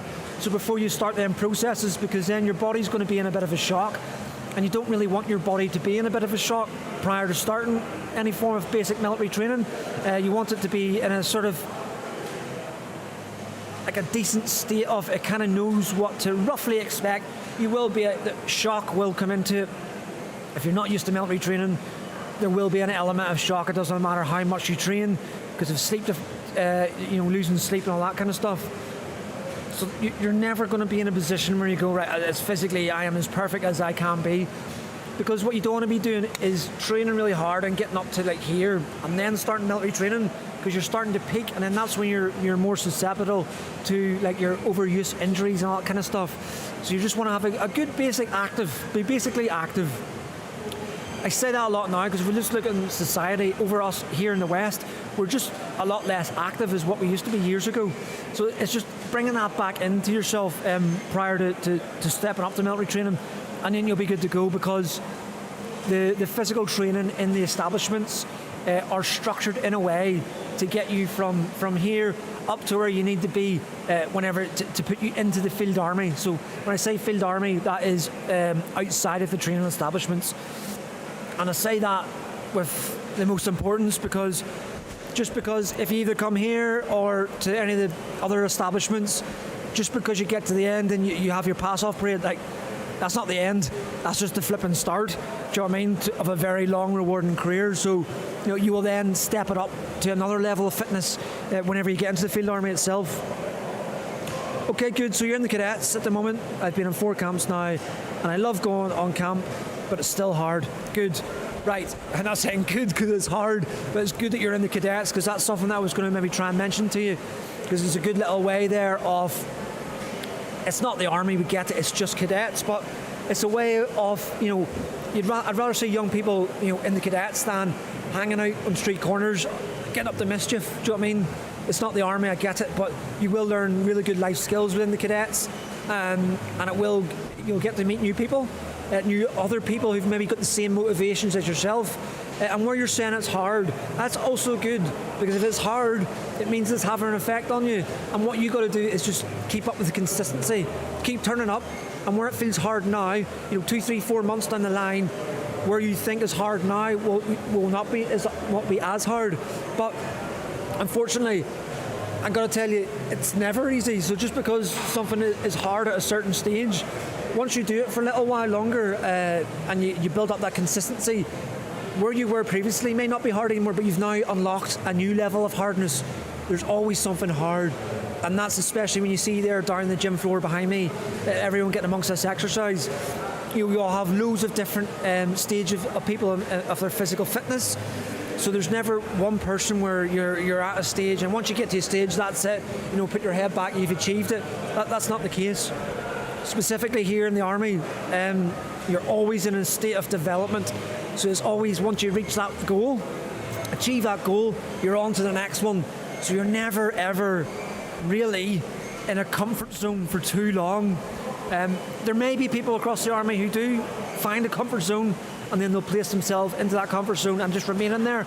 If that suits them, that suits them. But what you'll certainly see behind me here with everyone training away is they like to get out of their comfort zone. And I know that's the same for the most of my brethren. When I keep saying my brethren, I'm a soldier, not an officer. They're all the same.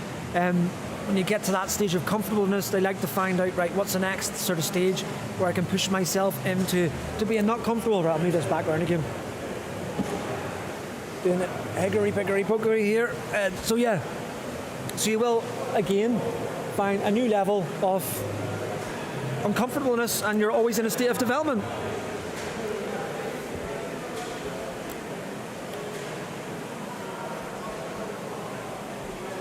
$11 months, sorry, what was 11 months in reference to? There's your mouse. Oh, it's very dark this side. I think it's the webcam.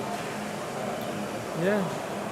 Because when I was sat there, it's like, whoa, I'm almost like overexposed, and then when I sit here, it's the same level of light, but darker, doesn't matter.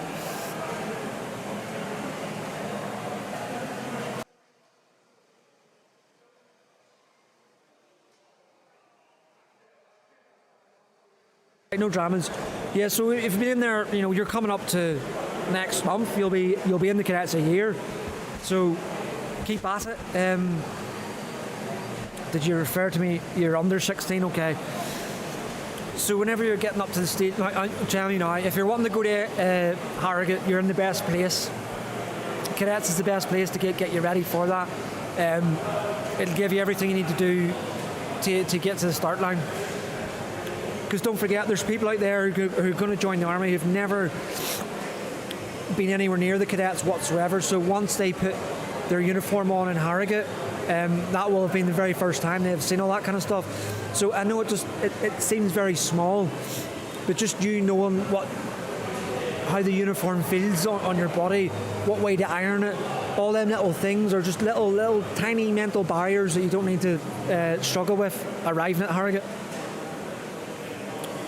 But great question, and trust me, you know, running the Ranger Media business here, like six, 7 years now this channel's been going, and that question is consistent. Like, so you're not the only one who's got that on their mind. So I wouldn't let that attack you in your own mind. Everyone has got that same thought process. I'm not good enough. I'm not going to get there. You will, and just by actually caring and with the language you're using shows that you cared about it.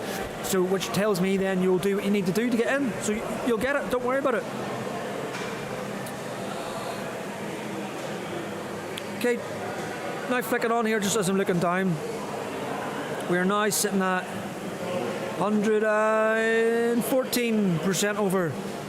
So 2,867. So nicely above the target there. Thank you very much for that. And we are now closing at 5 to 3 UK time. So if you're over on Twitch, I do think there's some people who watch from America across there, different time zones. Over here in the UK, we are sitting at, well, just coming up to 1500, so 3 o'clock. So we've got 1 hour left, coming into our last hour.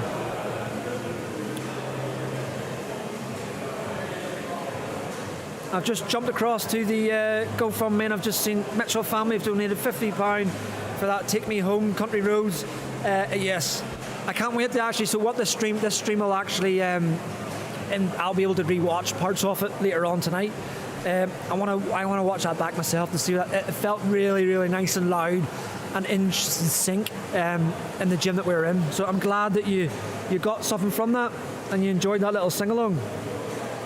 And I had to ask one of the officer cadets who knew the best, and they would lead it, and we would all follow their words. And flip me, his voice. That's Mr. Turner. That was.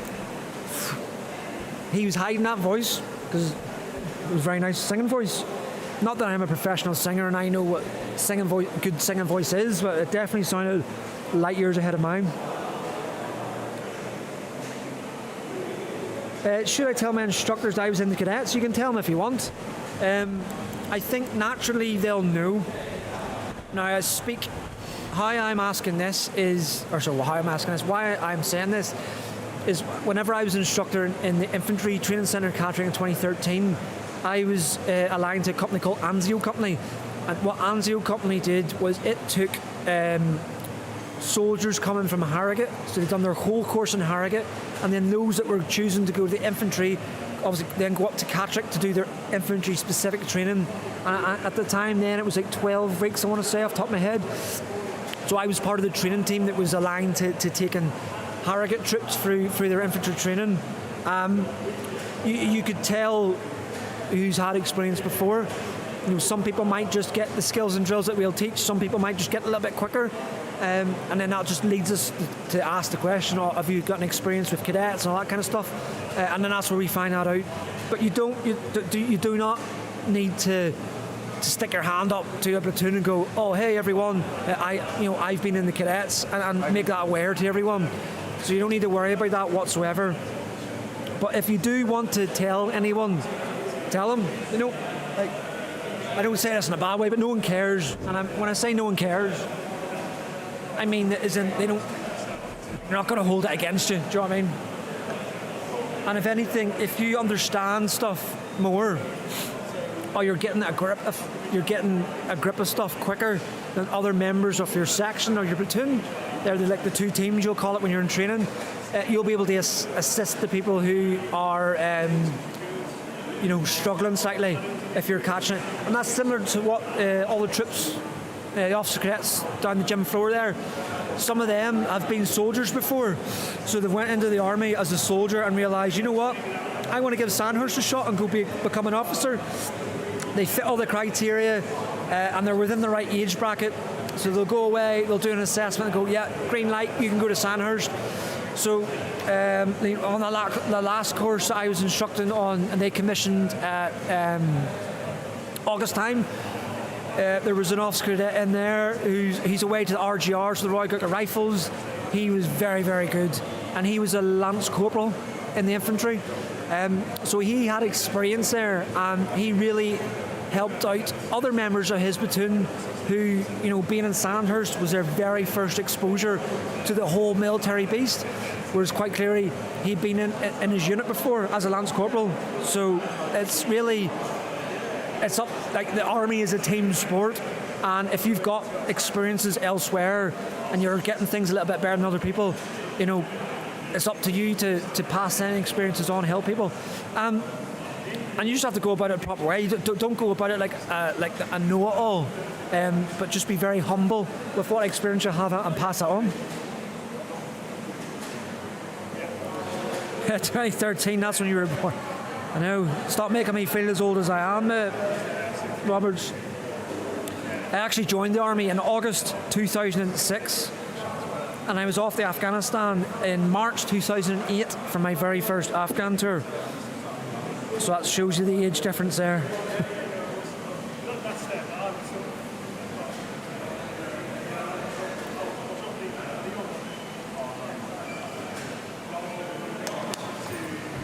So yes, looking down the floor, you can see a few more people. There's another instructor. It's actually a W02. So Sergeant Major there with a green t-shirt going off, even going to clean his kit. A W02 Tippett. Fun fact about Mr. Tippett, he was actually in Catterick with myself, and we were both instructors together in ITC Catterick in the same platoon in Anzio Company. And another fun fact about that platoon is there's actually a guy here now who's a PTI. So if you don't know what PTIs are, they're personal training instructors, physical training instructors for the Army. And here in Sandhurst, they hold the rank of either sergeant or staff sergeant. And one of the sergeant PTIs is one of me, and so W02 Tippett, he's rifles. This is Cabaz, who's now walking. Look at the biceps on him. He was actually in our platoon in Anzio Company, and he's now here as a sergeant PTI. So complete full circle here.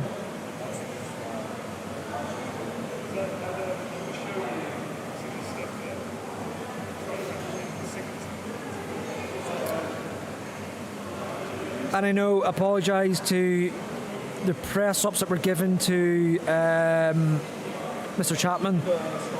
He owes 90, but he's got an hour. Let me see if I can find him on my big screen. Let me give him a holler.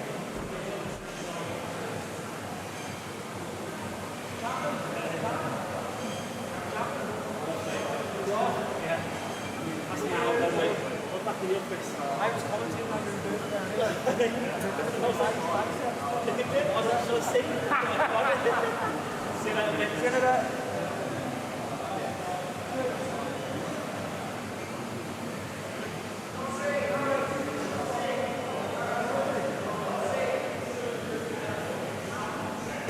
Boy, I haven't lost him, but he's just not present right now, Mr. Chapman. But we have got another team in Nafi with different bits of kit, so he may be over at the other team. No problems at all. No, don't worry about it. Like, listen, whatchamacallit, we've reached our goal there, you know, Christmas time as well. If you haven't got any, like, don't worry about donations. Just you actually tuning in and watching is support enough, because it helps them really push it. Knowing that people are behind them, and people are really getting behind them and supporting them behind the scenes, or indeed sharing the link, whatever it may be.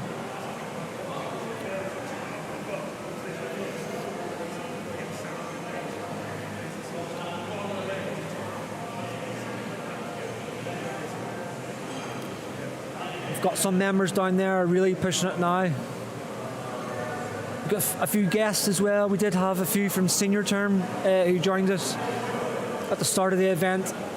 We've got friends and stuff within the platoon. Senior term are now probably running off a nice high. They've just come back from exercise Dynamic Victory, which is their very final exercise in Grafenwehr in Germany. So they're almost complete, shining up their boots, pressing their blues, preparing themselves for their commissioning parade, which is next Friday. And then that is them at the very end of their training. So they've completed it. Those of them who commission next Friday, so their commissioning parade is in the morning, then they'll go on for a commissioning lunch, and then they'll have their commissioning ball in the evening, and then at the strike of midnight, then they become commissioned officers into their chosen either regiments, if in infantry, or corps across the rest of the army indeed. And then from there they'll go on some leave. It will vary, because different units will give them different amounts of leave. Some may go straight to their units. Most of them are going to have to go and do some phase 2 training. Any of the infantryers leaving here will go to Brecon in Wales, and they'll spend, I want to say off the top of my head, I could be very wrong here, I want to say about 14 weeks in Brecon, and that's going to really hone in on their infantry tactics as platoon commanders. And then everyone else, whether it be tanks, logistics, med, all these other sort of roles and responsibilities the Army has to offer, they'll go across the Army to all these different locations and do their phase 2 training. So like, if you really do think about it, from wherever they decided, right, I want to be a British Army officer, whenever that sort of thought came into the brain, to then going through the application process online, to get in the spot, to go into their their officer selection board, to then get in the place in Sandhurst, to then come into Sandhurst. If they stay injury-free, the 44 odd weeks of training at Sandhurst, a little bit of leave, then on to their phase 2 training. So like a British Army officer, by the time they actually arrive at their regiment or their unit, you know, the amount and level of training that they have received is huge. So they're very well rounded. So like I said, if there's any of you who are watching this now who are soldiers, whether you're a veteran soldier or you're currently serving soldier, especially within the junior ranks or privates and stuff, it's just to give you a good understanding of the level and the amount of training that they've received before they walk through that door to you to lead you. So much longer. So they have got, on my watch now, it's 15:07. So, you know, just shy of an hour now. So about 50 odd minutes left.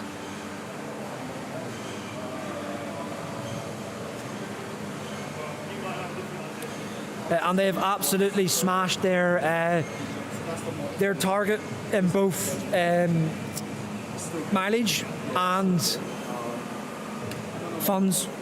So the fundraiser. I haven't got let me get the mileage for you now. I'm running about 3 different apps here.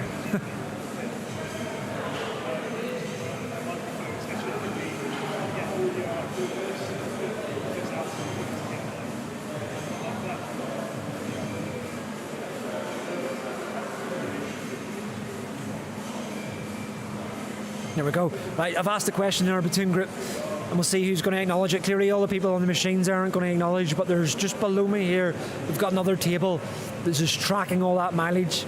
So they'll be on the laptop and they'll ping that message up to me. But they're doing well.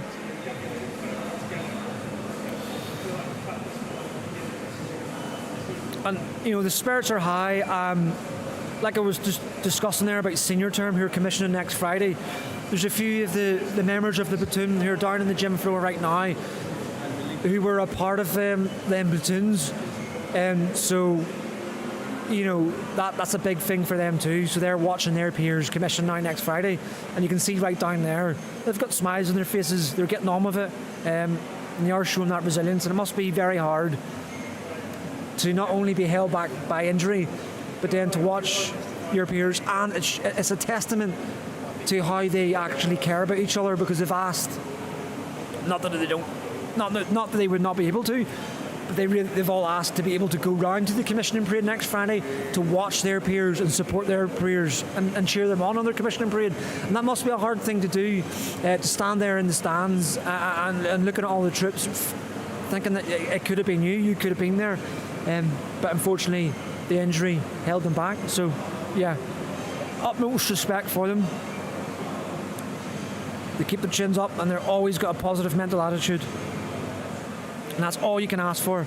And I can tell you right now, as a senior NCO, I've got all the faith that you know, the British Army is in very safe and capable hands with the next generation that are coming through the training establishments at the minute. Like even last week we had a trip to the Houses of Parliament with the platoon, and we had I believe it was Winchester's, they're our counterparts, so their rehab sort of platoon was there as well. So we seen soldiers and stuff, and same again, very motivated people, want to get through their injuries and want to get amongst it.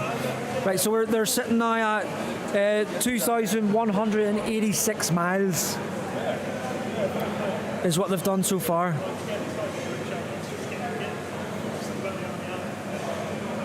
So absolutely smashing their original target. And if any of you were, I don't know, because I can't check the analytics right now. I've been here from the start.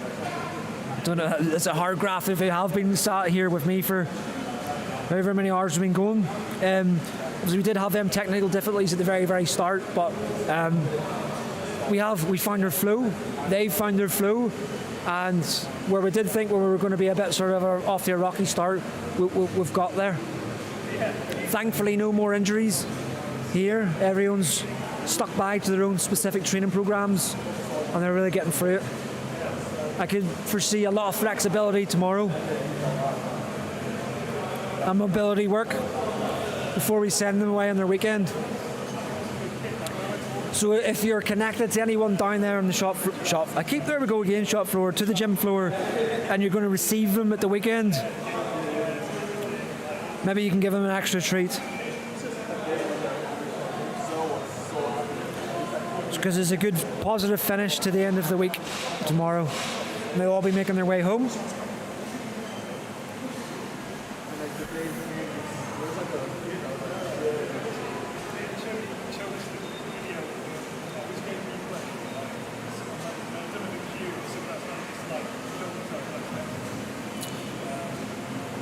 RC Harrogate Q&A.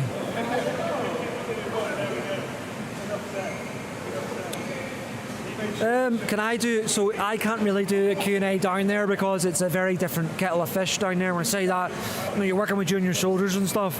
I'm not there, it's way up the country, it's up in Yorkshire, where I'm all the way down south here in Camberley right now. But if you go on to, so you're now on this live stream, you go onto the actual channel itself, it's there's a few videos back there which will have videos where I had in the Royal Irish, we had a couple of people just passed out of ASC Harrogate, and I talked about them, about their process and stuff. Most of the stuff, information they shared should be in date. I think it was around 2020, so we shouldn't be too much out of date. So you should be able to get some decent information on there. I believe it was around 2020 or so. So if you flick down through the pre-recorded videos, you should see it. It's titled well, so you'll be able to find it nicely. Right, so as we're now coming into our last 45 minutes, I'm just going to jig up the next sort of process and what we're going to be doing next. So I'm going to leave you on the main screen, looking down onto the gym floor itself, while we get the other bits and pieces set up to move on to the next bit for the final push. So I'd really hope if you could ping this link around. So if you're currently watching this now, share this link around as much as possible so we can get as many people as possible onto this stream to see them off for their final moments. You don't necessarily have to do it now because we've got 45 minutes left. I will give you another warning. I won't warn you. I'll give you another countdown time warning, and to let you know, so we can get a massive big drive and really see them out right, and we'll get back down onto the gym floor for that point. But I want to really make sure that all the kit and equipment is good to go for that. I'm going to leave you for about 5 minutes now, and I'll jump back on, answer any more questions that we've got on both platforms. If you're over on Twitch, I apologise. I'm sat here, YouTube monitors in front of me, Twitch is over there. I'm going to jump across now and read that and pull that monitor closer to me, so I'm not leaving any of yous out. Right, give me 2 secs and I'll go square all the way out now.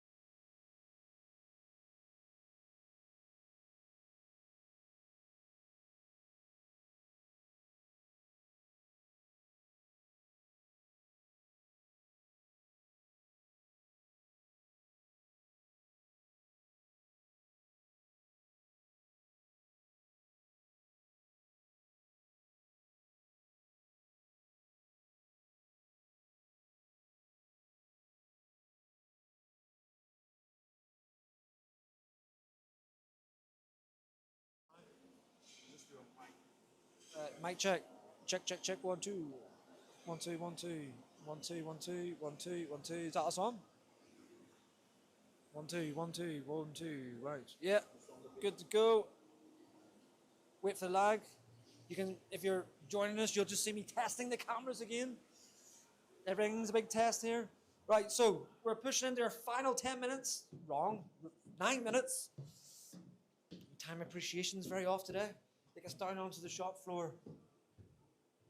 Once again, there we go. Shop floor. It's not the shop floor. I'm not selling anything. It's the gym floor.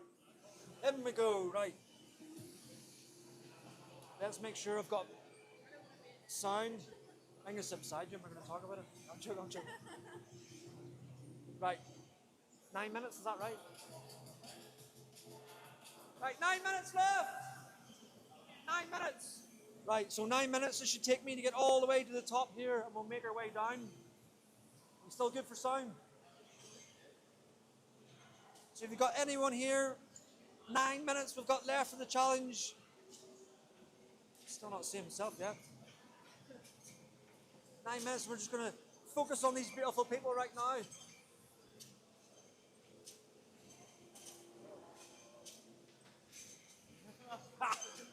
Right, here we go, right, from the top. How you feeling? Not too bad. 8 minutes to go now. Oh, I reckon I've got another 8 hours in me. You've got another 8 hours? Then maybe asleep. That's very confident there, you've got another 8 hours in you. Sweating, you've got one leg on, we've got the boot, there's the boot. We've got the boot, nice and rested there. All on the arms today. Good, good, good. Oh, I'm getting the wind blowing. You haven't moved from that, have you? Have you not? I've done about 80k, 90k. 80? Yeah. So 80 or 90k on the arms. You're going to have an ice bath tonight. Or a very, big sprint at the end. or for a very heavy massage on them biceps. So 80/90k on the assault bike with just your arms. Another arm player. Yeah. How are we getting on? I'm on it. 89.5k. So we're neck and neck here, these two. Listen to the eeks and the creaks of this machine. It needs a little bit of oil, I think. Mr. Lee, you're still alive. You're still going. Oh, yeah. Looking a little bit more sort of pasty here now. It's 200k in 300 meters. 200k? 200k. 200k for Mr. Lee. Sat on that bike all day, well in, being resupplied by nuts. You've got it, you've nearly there, the sweat dripping off you. Mr. Taylor next, 7 minutes left. 7 minutes, that's how you getting on? All good, Kilton. What distance have you got? I'm on 97. 97k? Half k. I'm just pushing to 100. Pushing it to 100, so you're 97. 3k. Well, I'm going to push it to 325 because that's 1600 then. And this is rat. I only expect that we've got someone with their head down. Hello. Here we go. Mr. Mitchell, is that your family donated for the song? Is that your family donating because of our sing-along? There we go. Your family likes to sing along. Here we go. Mr. Mitchell himself on the 6 minutes left. How you feeling? Yeah, not too bad. Good, Not too good. bad. Are you getting ready for a big sprint, are you? Well, yeah. We'll see what we've got in the tank. What we've got in the tank. Good, good, good. Mr. Hansen and Mr. Carrick, how we going? We're getting ready for our last sprint. Absolutely. How long?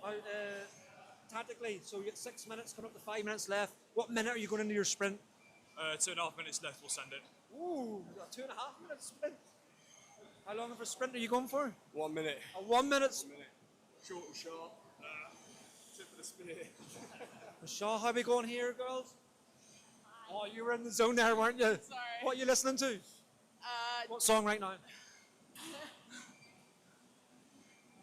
You can't name it. MKTO. What is it? What is it? What we're talking like dance?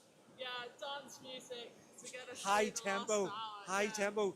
Yeah. What sprint are you going for? Like, are you going to sprint to the end? I've got the pace already. Don't feel pressurized because I'm stood here with a camera. Okay, we're coming into 5 minutes left. 5 minutes left. Right, keep sending it. Do you want this? Mom, there's a platoon commander because we know your father's watching us back home. Oh, there we go. Finishing off the final sprint now. 5 minutes to push. How you feeling, Mom? My legs are quite tired now, so. Legs are tired. 8 hours in. And we're coming on to 4 minutes now. 4 minutes. Got this, man. Got this. Mr. Titan, how are we feeling? Final push, guys. Oh, you're going for the final push. Are you going for a sprint, are you? Yeah, sprint. You will be. What time are you? We've got 4 minutes left. What sprint? Last minute. Sprinting. What? Are you going for a sprint at the end? I don't think I've got it left. No. Minute left, though. No, you're just going to fall. Absolutely right? gassed. Okay, right. Let's jump over these skiers. These skiers are smashing it. We've got some good form here. Smashing the skiers. Twigs, how are we getting on? Oh, we're in a dark place, aren't we? We're in a dark place. Oh, that's good. Mr. Baldwin, we're dark. No, we still got a big smile on our face. All good. All good. Yeah, all good. Are you going for a sprint? 3 minutes left?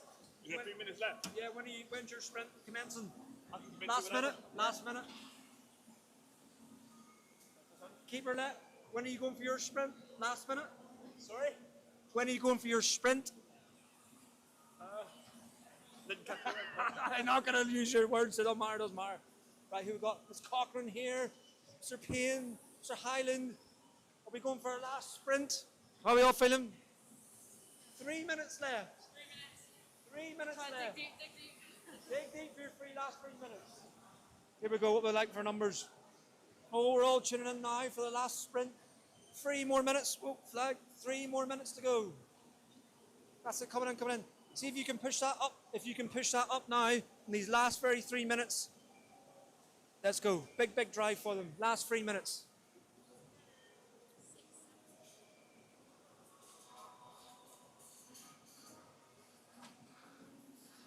Oh, when's your last sprint going to be? About 30 seconds before the end. 30 seconds. 30 seconds before the end. Happy days. When's your last sprint going to be? 31 seconds before the end. 31 seconds before the end. You had to compete there, didn't you? Right, here we go. What we like for time? Right, here we go. We're coming up to the 2 minute mark. 2 minute mark. Keep going, Mr. Moss. Right, look at with absolute elegance there. Such great elegance. Not quite elegant, so I don't know what I'd describe it as, but it definitely ain't that. Got us on. Right, time. 2 minutes. Just past the 2 minute mark. I think up here will be a good point to catch everyone. Okay, just come up here. 2 minutes. Right, let's go. Let's share the link as much as possible now. We've got 2 minutes left on the clock. 2 minutes. Here we go. You're going to see a big push from everyone in the last 1 minute. Going at this since 08 this morning. So that's 8 o'clock this morning UK time. And that's us coming into our last minute very soon. Very soon. Here we go. All day they've been at this. All day. Look, the number. Oh, what? Now, happy days. Let's go jump in for this last minute. Oh, in their last minute now.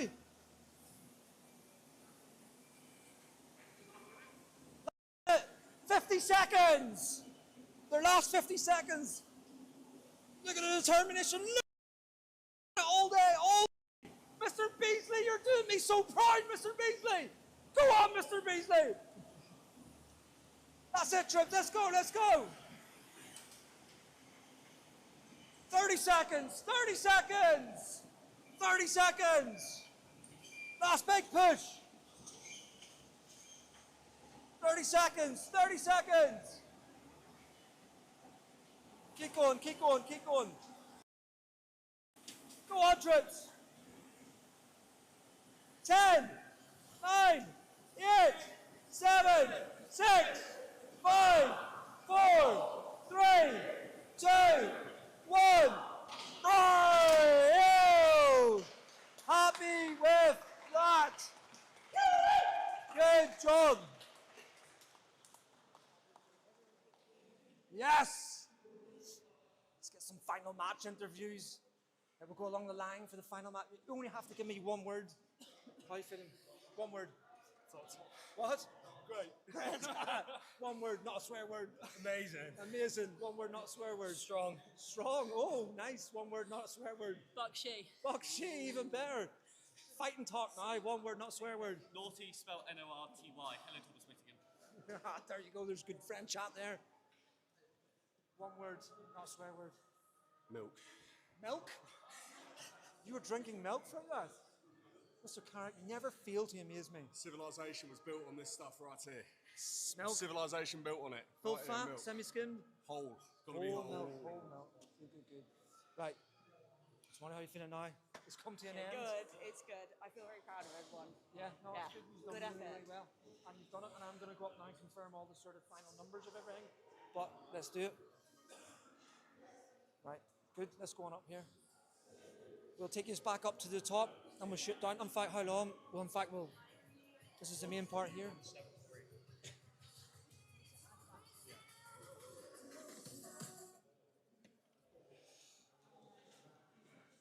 We're just we're watching all the tax being taken in. I need to add it. Mr. Blathway, are you hitting the milk as well? Celebratory milk. It's all over the moustache now. It's all over the moustache. That's my grandpa. Okay, as we're waiting for the totals to be calculated to see all the mileage that has been conducted today, see all the line, you can see quite a few smiling faces. Coffee and cold. Lots of smiling faces. Everyone's a lot more happier than I thought they were going to be. Mr. Baldwin's always happy. Always happy. Aren't you? Yeah. That was good. Good day. One word, not a swear word. One word. Oh, you feel like not a swear word. Oh, relieved. Relieved. Relieved. That's a good one. Dark. Dark? No. Oh, just a noise, not a word. Yeah, it's going to be a noise. Yeah. Let's hear these sort of distances. I only had 30 minutes on the last one, so 3-1 on skier. 3-4. So you're there for 30. If you've got any final questions or you want to sort of target anyone in the audience that you know, throw it into the comment section now. And as we're collecting all the mileage here, we'll get into this queue and get amongst them. So if you've got anyone who's close and who's personal to you, or you've bonded them through this stream, you want to ask any of these ones any questions, jump in now. If it's a family member, if it's a friend, acquaintance, a son, a daughter, however important they are to you. Not me, Mr. Lawson.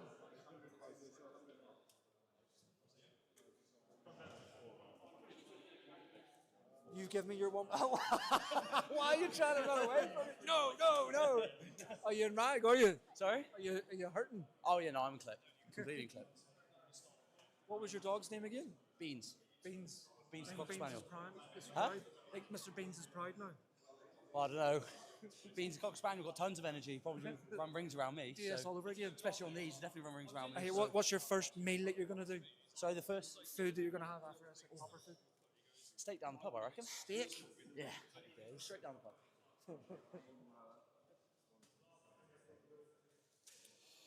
This is good. Like what we sitting at the. We are sitting at 128% over, so 3221. Happy days. Any requests in here? So we've got. I'll do another 50 quid if Angus and Livesey do 100k this evening. Oh.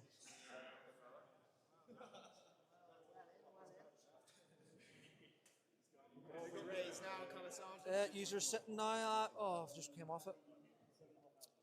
3-2-2-1. Easy. And you got a request here of, I'll donate another 50 quid if Angus and Livesey do 100k this evening.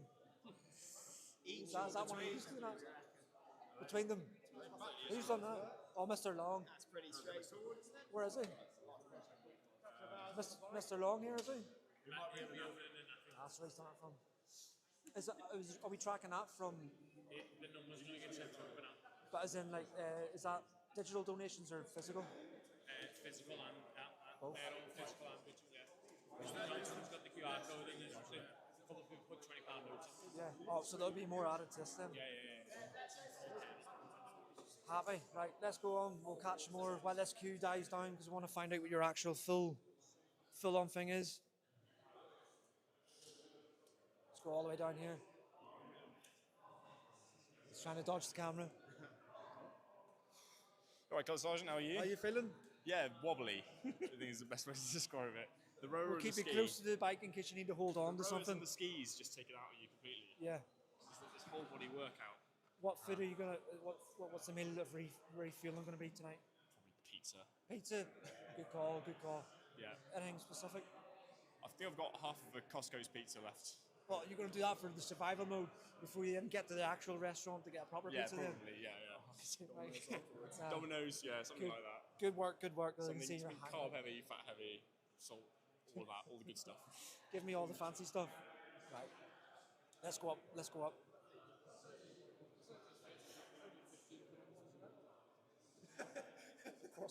across the bike and the road. Get in here and round here. Let's see if we're any closer to the distance. I think so. I've got the calculations later. What we're roughly sitting at now, do you see? Actually, I'm 23,200.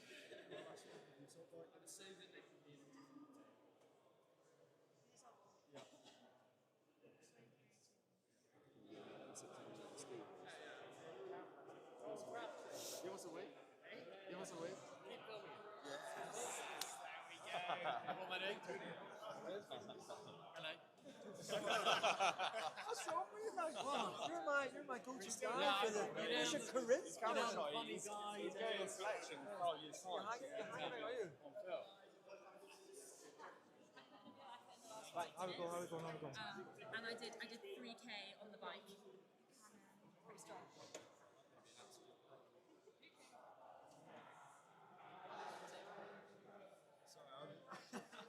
I'm going to toast it right up.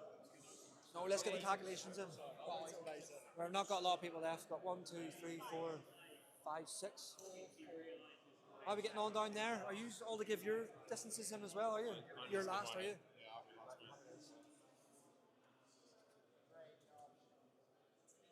So once we get this last distance in, we'll have the full calculation. We'll let you know the full distance the platoon achieved. And if it does differ from any, because there's people over in the NAFI as well, we add that and I'll put it in here. We'll go up top, shine down, and then we'll let them have a good rest. Does that come from the NAT? If you count? Oh, you can't count it, can you? Let's open them up. There's a good clink in one of them. Yeah, there's good what? There's a good clink in one Is of there? them. We'll open them up now, shall we? You can't. Security seal. Yeah, but it's only a sticker.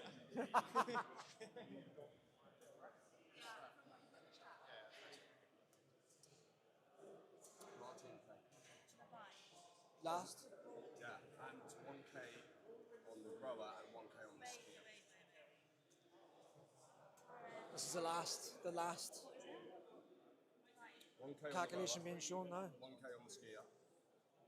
Just checking for more comments.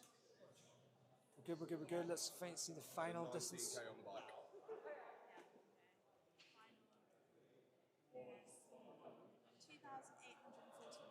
2,840. There you go. So 2,840 miles, and let me just write that in here. So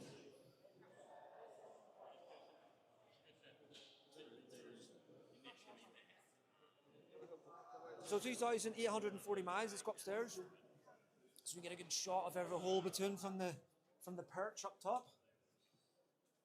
And that was achieved since 08 this morning. This started. So 2,840 miles. They've then also raised then £3,221. So they've totally demolished all their the goals they had set. It's a really good deal. Good deal. Really good effort from today. Right, troops. Give a wave before we close this down. 2,840 for miles, and then over £3,000 for the donations. Well then, good job. There we go. So there you go. If you did join us today, throughout the whole sort of time, if you did do that, thank you so much. If not, and you've just joined us for the sort of the tail end of the stream, hold on, we'll get you in focus there. There you go. If you've just joined us for the tail end of the stream, thank you very much for joining us. It means a lot to them. They may have not expressed it too much there, because of their hanging out. But thanks very much for joining us, and much appreciated. If you did donate anything, whether it be big or small, it really is appreciated. Thank you so much. Stay around this channel. If you just jump onto this stream, that will give you sort of more for advice about the Army indeed itself. If you've got any sort of questions in regards to the Army, you'll find it all on my channel. Kit, leadership, all these different bits. This is what I like to explore as I go through my service life as well. Once again, thanks so much for joining. Really do appreciate it. And I'll see you again, hopefully, on the next video or live stream. Thanks for your support today.